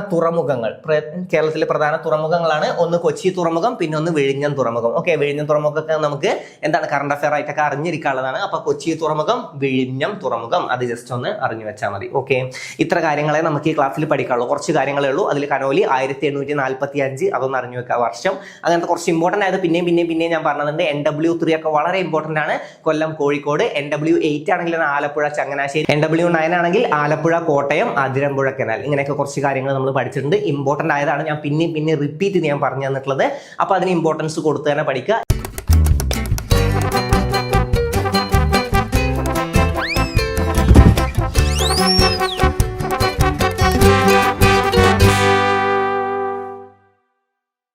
അപ്പൊ ഇന്നത്തെ ക്ലാസ്സിൽ നമുക്ക് ഡിസ്കസ് ചെയ്യാനുള്ളത് നക്ഷത്രഗണങ്ങളാണ്. നക്ഷത്രഗണങ്ങൾ കയ്യെത്തും ദൂരത്ത് ആകാശം എന്ന 5ാം ക്ലാസ്സിലെ ചാപ്റ്ററിൽ നിന്നാണ് നമ്മൾ പോയിന്റ്സ് എടുത്തിട്ടുള്ളത്. അപ്പൊ നമുക്ക് പോയിന്റ്സ് നോക്കാം. ഗ്രീക്ക് കഥയിലെ ചങ്ങലയിൽ ബന്ധിപ്പിച്ചിരിക്കുന്ന പെൺകുട്ടിയുടെ രൂപം സങ്കല്പിച്ചിരിക്കുന്ന നക്ഷത്രക്കൂട്ടമാണ് ആൻഡ്രോമിഡ. Okay, Andromeda. അപ്പൊ ഇത് പഠിച്ചു വെക്കണം. ഏതാണ് ആൻഡ്രോമിഡ? ചങ്ങലയിൽ ബന്ധിപ്പിച്ചിരിക്കുന്ന പെൺകുട്ടിയുടെ ചിത്രം സങ്കല്പിക്കുന്ന, പെൺകുട്ടിയുടെ രൂപം സങ്കല്പിച്ചിരിക്കുന്ന നക്ഷത്രക്കൂട്ടമാണ് ആൻഡ്രോമിഡ. ആൻഡ്രോമിഡ ഏതാണ്? ആൻഡ്രോമിഡ. ആൻഡ്രോമിഡ ഗ്രീക്ക് കഥയിലെ ചങ്ങലയിൽ ബന്ധിപ്പിച്ചിരിക്കുന്നത് ചോദ്യം വരും കേട്ടോ. ചങ്ങലയിൽ ബന്ധിപ്പിച്ചിരിക്കുന്ന പെൺകുട്ടിയുടെ രൂപം സങ്കല്പിച്ചിരിക്കുന്ന നക്ഷത്രക്കൂട്ടം ഏതാണ്? ആൻഡ്രോമിഡ. ഏതാണ്? ആൻഡ്രോമിഡയാണ്. ഏതാണ്? ആൻഡ്രോമിഡ. എന്താണ് രൂപം? ചങ്ങലയിൽ ബന്ധിപ്പിച്ചിരിക്കുന്ന പെൺകുട്ടിയുടെ രൂപം ഏതാണ്? ആൻഡ്രോമിഡ. ചങ്ങലയിൽ ബന്ധിപ്പിച്ചിരിക്കുന്ന പെൺകുട്ടിയുടെ രൂപം ആൻഡ്രോമിഡ. ചങ്ങലയിൽ ബന്ധിപ്പിച്ചിരിക്കുന്ന പെൺകുട്ടിയുടെ രൂപം ആൻഡ്രോമിഡ. ചങ്ങലയിൽ ബന്ധിപ്പിച്ചിരിക്കുന്ന പെൺകുട്ടിയുടെ രൂപം ആൻഡ്രോമിഡ. ഓക്കെ, ഡിസംബർ മാസത്തിൽ കിഴക്കൻ ചക്രവാളത്തിൽ കാണുന്ന നക്ഷത്രഗണം ഏതാണ്? വേട്ടക്കാരനാണ് അല്ലെ? വേട്ടക്കാരൻ അഥവാ നമുക്കൊക്കെ അറിയാം ഓറിയോൺ അല്ലെ? ഓറിയോൺ എന്നൊക്കെ പറയുന്ന വേട്ടക്കാരൻ. ഡിസംബർ മാസത്തിൽ കിഴക്കൻ ചക്രവാളത്തിൽ കാണുന്ന നക്ഷത്രഗണമാണ് വേട്ടക്കാരൻ അഥവാ ഓറിയോൺ. ഇത് ചോദ്യം വരാൻ നല്ല ചാൻസ് ഉണ്ട്. വേട്ടക്കാരൻ അഥവാ ഓറിയോൺ. ഓക്കെ, ഗ്രീക്ക് കഥകളിൽ ചങ്ങലയിൽ ബന്ധിപ്പിച്ചിരിക്കുന്ന പെൺകുട്ടി ഏതാണ്? ആൻഡ്രോമിഡ. ആൻഡ്രോമിഡ. ആൻഡ്രോമിഡ എന്തിന്റെ രൂപമാണെന്ന് ചോദിച്ചാൽ ആൻഡ്രോമിഡ. ഓക്കെ, രൂപം സങ്കല്പിച്ചിരിക്കുന്ന നക്ഷത്രഗണം ഏതാന്ന് ചോദിച്ചാൽ ആൻഡ്രോമിഡ. ഓക്കെ, ചങ്ങലയിൽ ബന്ധിപ്പിച്ചിരിക്കുന്ന പെൺകുട്ടിയുടെ രൂപം സങ്കല്പിച്ചിരിക്കുന്ന നക്ഷത്രഗണം ഏതാണ്? നക്ഷത്രക്കൂട്ടം ഏതാന്ന് ചോദിച്ചാൽ ആൻഡ്രോമിഡ. ഏതാണ്? ആൻഡ്രോമിഡ. ഡിസംബർ മാസത്തിൽ കിഴക്കൻ ചക്രവാളത്തിൽ കാണുന്ന നക്ഷത്രഗണമാണ് വേട്ടക്കാരൻ അഥവാ ഓറിയോൺ. വേട്ടക്കാരൻ അഥവാ ഓറിയോൺ. വേട്ടക്കാരൻ അഥവാ ഓറിയോൺ. അടുത്ത പോയിന്റ് നോക്കാം. ഗ്രീക്കുകാർ അവരുടെ ഐതിഹ്യത്തിലെ വേട്ടക്കാരനായ ഓറിയോണിന്റെ പേരാണ് വേട്ടക്കാരൻ എന്ന നക്ഷത്രഗണത്തിന് നൽകിയിരിക്കുന്നത് അല്ലെ? വേട്ടക്കാരൻ അഥവാ ഓറിയോൺ നമ്മൾ പഠിച്ചു. ഓക്കെ, ദൂരദർശിനിയുടെ സഹായമില്ലാതെ ഏപ്രിൽ മാസത്തിൽ വടക്കൻ ചക്രവാളത്തിൽ വ്യക്തമായി നിരീക്ഷിക്കാൻ കഴിയുന്ന നക്ഷത്രഗണമാണ് സപ്തർഷികൾ അല്ലെ? സപ്തർഷികൾ. സപ്തർഷികൾ. സപ്തർഷികൾ 7 നക്ഷത്രങ്ങളല്ലേ? 7. അപ്പൊ 7 സപ്തർഷികൾ. 7 സപ്ത. ഓക്കെ, സപ്തർഷികൾ. സപ്തർഷികൾ. അപ്പൊ ദൂരദർശിനിയുടെ സഹായമില്ലാതെ ഏപ്രിൽ മാസത്തിൽ വടക്കൻ ചക്രവാളത്തിൽ വ്യക്തമായി നിരീക്ഷിക്കാൻ കഴിയുന്ന നക്ഷത്രഗണമാണ് സപ്തർഷികൾ. ഏതാണ്? സപ്തർഷികൾ. വ്യക്തമായി നിരീക്ഷിക്കാൻ കഴിയുന്ന നക്ഷത്രഗണമാണ് സപ്തർഷികൾ. ഓക്കെ, 7 നക്ഷത്രങ്ങളെ വ്യക്തമായി കാണാവുന്നതിനാണ് നമ്മൾ പറഞ്ഞു 7 എണ്ണമാണെന്ന് നമ്മൾ പഠിച്ചു അല്ലെ? 7 നക്ഷത്രങ്ങളെ വ്യക്തമായി കാണാവുന്നതിനാലാണ് സപ്തർഷികൾ എന്ന പേര് വന്നത്. 7 നക്ഷത്രങ്ങളെ വ്യക്തമായി കാണാവുന്നതിനാലാണ് സപ്തർഷികൾ എന്ന പേര് വന്നത്. സപ്തർഷികൾ എന്ന പേര് വന്നത്. വലിയ തവിയുടെ രൂപം സങ്കല്പിച്ച് യൂറോപ്യൻ രാജ്യങ്ങളിൽ സപ്തർഷികൾ അറിയപ്പെടുന്നത് ബിഗ് ഡിപ്പർ എന്നാണ്. Okay, big dipper. Big dipper എന്നാണ് യൂറോപ്യൻ രാജ്യങ്ങളിൽ അറിയപ്പെടുന്നത്. എന്താണ്? ബിഗ് ഡിപ്പർ എന്നാണ്. Big dipper. വലിയ തവിയുടെ രൂപം സങ്കല്പിച്ച് യൂറോപ്യൻ രാജ്യങ്ങളിൽ സപ്തർഷികൾ എന്ത് പേരിലാണ് അറിയപ്പെടുന്നത്? ബിഗ് ഡിപ്പർ എന്നാണ്. ബിഗ് ഡിപ്പർ എന്നാണ് അറിയപ്പെടുന്നത്. അതും ജസ്റ്റ് ഒന്ന് മനസ്സിലാക്കി വെക്കുക. അടുത്തത് അർസ മേജർ എന്ന നക്ഷത്രഗണത്തിന്റെ ഭാഗമായി കാണപ്പെടുന്ന നക്ഷത്രഗണമാണ് സപ്തർഷികൾ. ഏതിന്റെയാണ്? അർസ മേജർ എന്ന നക്ഷത്രഗണത്തിന്റെ ഭാഗമായി കാണപ്പെടുന്ന നക്ഷത്രഗണമാണ് സപ്തർഷികൾ. അർസ മേജർ എന്ന നക്ഷത്രഗണത്തിന്റെ ഭാഗമായി കാണപ്പെടുന്നതാണ് സപ്തർഷികൾ. അർസ മേജറിന്റെ ഭാഗമാണ് സപ്തർഷികൾ. അർസ മേജറിന്റെ ഭാഗമാണ് സപ്തർഷികൾ. അർസ മേജറിന്റെ ഭാഗമാണ് സപ്തർഷികൾ. സപ്തർഷികൾ. ഓക്കെ, അതിനെ യൂറോപ്യൻ രാജ്യങ്ങളിൽ എന്താണ് വിളിക്കുന്നത്? Big dipper. ബിഗ് ഡിപ്പർ പഠിച്ചു വെക്കുക. Big Dipper. ഓക്കെ, പണ്ട് നക്ഷത്രങ്ങളെ നിരീക്ഷിച്ചവർ അടുത്തടുത്തുള്ള നക്ഷത്രങ്ങളെ കൂട്ടിച്ചേർത്ത് രൂപങ്ങൾ സങ്കല്പിച്ചതും അതത് പ്രദേശങ്ങളിലെ ഐതിഹ്യങ്ങളിലെ കഥാപാത്രങ്ങളുടെ പേരുകൾ നൽകിയതും നക്ഷത്രങ്ങളെ വേഗത്തിൽ തിരിച്ചറിയാൻ വേണ്ടിയായിരുന്നു അല്ലേ? ഓക്കെ, അപ്പൊ അത് നമുക്കറിയാം. ഒന്നുകൂടെ വായിക്കാം. പണ്ട് നക്ഷത്രങ്ങളെ നിരീക്ഷിച്ചവർ അടുത്തടുത്തുള്ള നക്ഷത്രങ്ങൾ നമ്മൾ പറയാറുണ്ട്. ആ നക്ഷത്രങ്ങൾ നോക്കുക, ആനനെ പോലെ തോന്നുന്നുണ്ട്. അങ്ങനെ പലതും നമ്മൾ പറയാറുണ്ട് അല്ലേ? അപ്പൊ അത് കണക്ട് ചെയ്യുക. പണ്ട് നക്ഷത്രങ്ങളെ നിരീക്ഷിച്ചവർ അടുത്തടുത്തുള്ള നക്ഷത്രങ്ങളെ കൂട്ടിച്ചേർത്ത് രൂപങ്ങൾ സങ്കല്പിച്ചതും അതത് പ്രദേശങ്ങളിലെ ഐതിഹ്യങ്ങളിലെ കഥാപാത്രങ്ങളുടെ പേരുകൾ നൽകിയതും നക്ഷത്രങ്ങളെ വേഗത്തിൽ തിരിച്ചറിയാൻ വേണ്ടിയായിരുന്നു. ജസ്റ്റ് ഒന്ന് മനസ്സിലാക്കി വെക്കുക. ഇതിലധികം ജസ്റ്റ് മനസ്സിലാക്കി വെക്കാനുള്ളതോ സപ്തർഷികൾ അങ്ങനത്തെ പേരുകൾ മാത്രം ജസ്റ്റ് ഒന്ന് പഠിച്ചു വെച്ചാൽ മതി. ഓറിയോൺ, സപ്തർഷികൾ. Okay, big Dipper.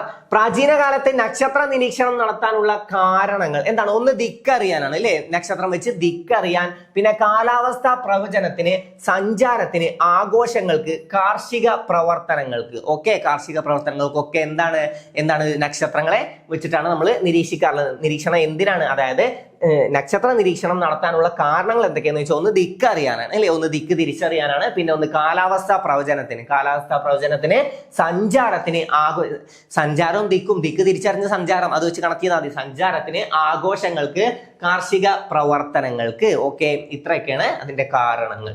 നക്ഷത്രഗണവുമായി ബന്ധപ്പെട്ട കഥകളിലെ യാഥാർത്ഥ്യം അന്വേഷിച്ചവർ അറിയപ്പെട്ടത് ജ്യോതിശാസ്ത്രജ്ഞർ. ഇന്ത്യയിലെ പ്രധാനപ്പെട്ട ഒരാളുണ്ടല്ലോ, ആര്യഭടൻ അല്ലേ, ആര്യഭടൻ. ഓക്കെ, നമുക്ക് നോക്കാം. പ്രധാന ജ്യോതിശാസ്ത്രജ്ഞർ ആരൊക്കെയാണ്? ഗലീലിയോ ഗലീലി, കോപ്പർനിക്കസ്, പിന്നെ Isaac Newton, Albert Einstein, Stephen Hawkins. ഇതൊക്കെ പ്രധാന ജ്യോതിശാസ്ത്രജ്ഞരാണ്. ആരൊക്കെയാണ്? Galileo Galilei, Copernicus, Isaac Newton, Albert Einstein, Stephen Hawkins ഒക്കെ പ്രധാന ജ്യോതിശാസ്ത്രജ്ഞരാണ്. ഇന്ത്യയിലെ പ്രധാന ജ്യോതിശാസ്ത്രജ്ഞർ ആരൊക്കെയാണ്? ആര്യഭടൻ, പിന്നെ ഒന്നാരാണ്? ഭാസ്കരാചാര്യരും ആര്യഭടനുമാണ് ഇന്ത്യയിലെ പ്രധാന ജ്യോതിശാസ്ത്രജ്ഞർ. ഇന്ത്യയിലെ പ്രധാനപ്പെട്ടവർ ആരൊക്കെയാണ്? ആര്യഭടൻ, പിന്നെ ആരാണ്? ആര്യഭടൻ കഴിഞ്ഞാൽ പിന്നെ ഭാസ്കരാചാര്യർ. ആര്യഭടൻ, ഭാസ്കരാചാര്യർ. പ്രധാനപ്പെട്ട ജ്യോതിശാസ്ത്രജ്ഞർ ആരൊക്കെയാന്ന് വെച്ചാൽ Galileo Galilei, Copernicus, Isaac Newton, Albert Einstein, പിന്നെ ആരാണ്? Stephen Hawkins. ഇത്രയും ക്ലിയർ അല്ലേ? ഓക്കെ, അപ്പൊ ഇത്ര പോയിന്റ്സ് ഉള്ളൂ. നമുക്ക് കുറച്ച് കാര്യങ്ങൾ ഇതുമായിട്ട് ഡിസ്കസ് ചെയ്യാനുള്ളൂ. അതിൽ ആ നക്ഷത്രഗണങ്ങളുടെ പേര് മാത്രം, സപ്തർഷികൾ, പിന്നെ അതുപോലെ തന്നെ ബിഗ് ഡിപ്പർ അല്ലെ, യൂറോപ്യൻ രാജ്യങ്ങളിൽ ബിഗ് ഡിപ്പർ എന്നാണ് അറിയപ്പെടുന്നത്, പിന്നെ ഓറിയോൺ, ഇങ്ങനത്തെ കുറച്ച് കാര്യങ്ങൾ മാത്രം ഒന്ന് നോട്ട് ചെയ്തിടുക, ജസ്റ്റ് ഒന്ന് നല്ല രീതിയിൽ തന്നെ വായിച്ചു വിടുക. ഓക്കെ, അപ്പൊ ഇത് സിമ്പിൾ ആയിട്ട് ആൻസർ ചെയ്യാൻ പറ്റിയതാണ്, നമ്മൾ സിമ്പിൾ ആയിട്ട് തന്നെ പഠിച്ചു പോയതല്ലേ. ഓക്കെ, അപ്പൊ ഡിസംബർ മാസത്തിൽ കിഴക്കൻ ചക്രവാളത്തിൽ ഏതാന്ന് ചോദിച്ചാൽ അതേതാണ്? ഓറിയോൺ അല്ലെ. ഓറിയോൺ അഥവാ എന്താണ് അതിന് പറയാ? വേട്ടക്കാരൻ അല്ലെ, വേട്ടക്കാരൻ അഥവാ ഓറിയോൺ. അപ്പൊ അതൊക്കെ ഒന്ന് മനസ്സിലാക്കി പഠിക്കുക. കുറച്ച് കാര്യങ്ങളേ ഉള്ളൂ, ബാക്കിയൊക്കെ ജസ്റ്റ് സ്റ്റേറ്റ്മെന്റ് പോലുള്ള പോയിന്റ്സുകളാണ്. അപ്പൊ അതും ജസ്റ്റ് ഒന്ന് മനസ്സിലാക്കി വെക്കുക. ഓക്കെ, എന്തിനാണ് നക്ഷത്രങ്ങളെ കൂട്ടിച്ചേർത്ത് രൂപങ്ങൾ സങ്കല്പിച്ചതെന്നൊക്കെ നമ്മൾ പഠിച്ചതാണ് അല്ലേ. എന്താണ്? പിന്നീട് അത് തിരിച്ചറിയാൻ വേണ്ടിയിട്ടാണ്. ഓക്കെ, പിന്നീട് അത് തിരിച്ചറിയാൻ നമ്മൾ പഠിച്ചു. പിന്നെ നക്ഷത്രങ്ങളെ വെച്ച് എന്തൊക്കെ തിരിച്ചറിയാൻ പറ്റും? ദിക്കുകൾ അല്ലെ, അതൊക്കെ വെച്ച് നമ്മൾ പഠിച്ചു. ദിക്കുകൾ സഞ്ചാരത്തിന് സഹായിക്കുന്നു, പിന്നെ അതുപോലെ തന്നെ കാർഷിക കാലയളവ്, അങ്ങനത്തെ പലതിനും, പിന്നെ കാലാവസ്ഥാ പ്രവചനത്തിനൊക്കെ നക്ഷത്രങ്ങൾ സഹായിക്കുന്നുണ്ട്. അങ്ങനെ കുറെ കാര്യങ്ങൾ നമ്മൾ പഠിച്ചു. അപ്പൊ ഇന്നത്തെ ക്ലാസ് ക്ലിയർ അല്ലേ? ഇന്ന് പഠിച്ച ഇത്രയും കാര്യങ്ങൾ നിങ്ങൾക്ക് നല്ല രീതിയിൽ തന്നെ ക്ലിയർ ആയി എന്ന് വിശ്വസിക്കുന്നു. ഇന്നത്തെ ക്ലാസ് നിങ്ങൾക്ക് നല്ല രീതിയിൽ ഉപകരിച്ചിട്ടുണ്ടാവും എന്ന് വിശ്വസിക്കുന്നു. ഇന്നത്തെ ക്ലാസ് നിങ്ങൾക്ക് ഉപകാരപ്പെട്ടെങ്കിൽ, ഈ ക്ലാസ് നിങ്ങൾക്ക് ഉപകരിച്ചെങ്കിൽ, നിങ്ങൾക്ക് ഇഷ്ടമായെങ്കിൽ നിങ്ങളുടെ അഭിപ്രായങ്ങൾ എന്താണെങ്കിലും എന്നെ അറിയിക്കുക. അപ്പോൾ മറ്റൊരു ക്ലാസ്സുമായി നമുക്ക് വീണ്ടും കാണാം. താങ്ക്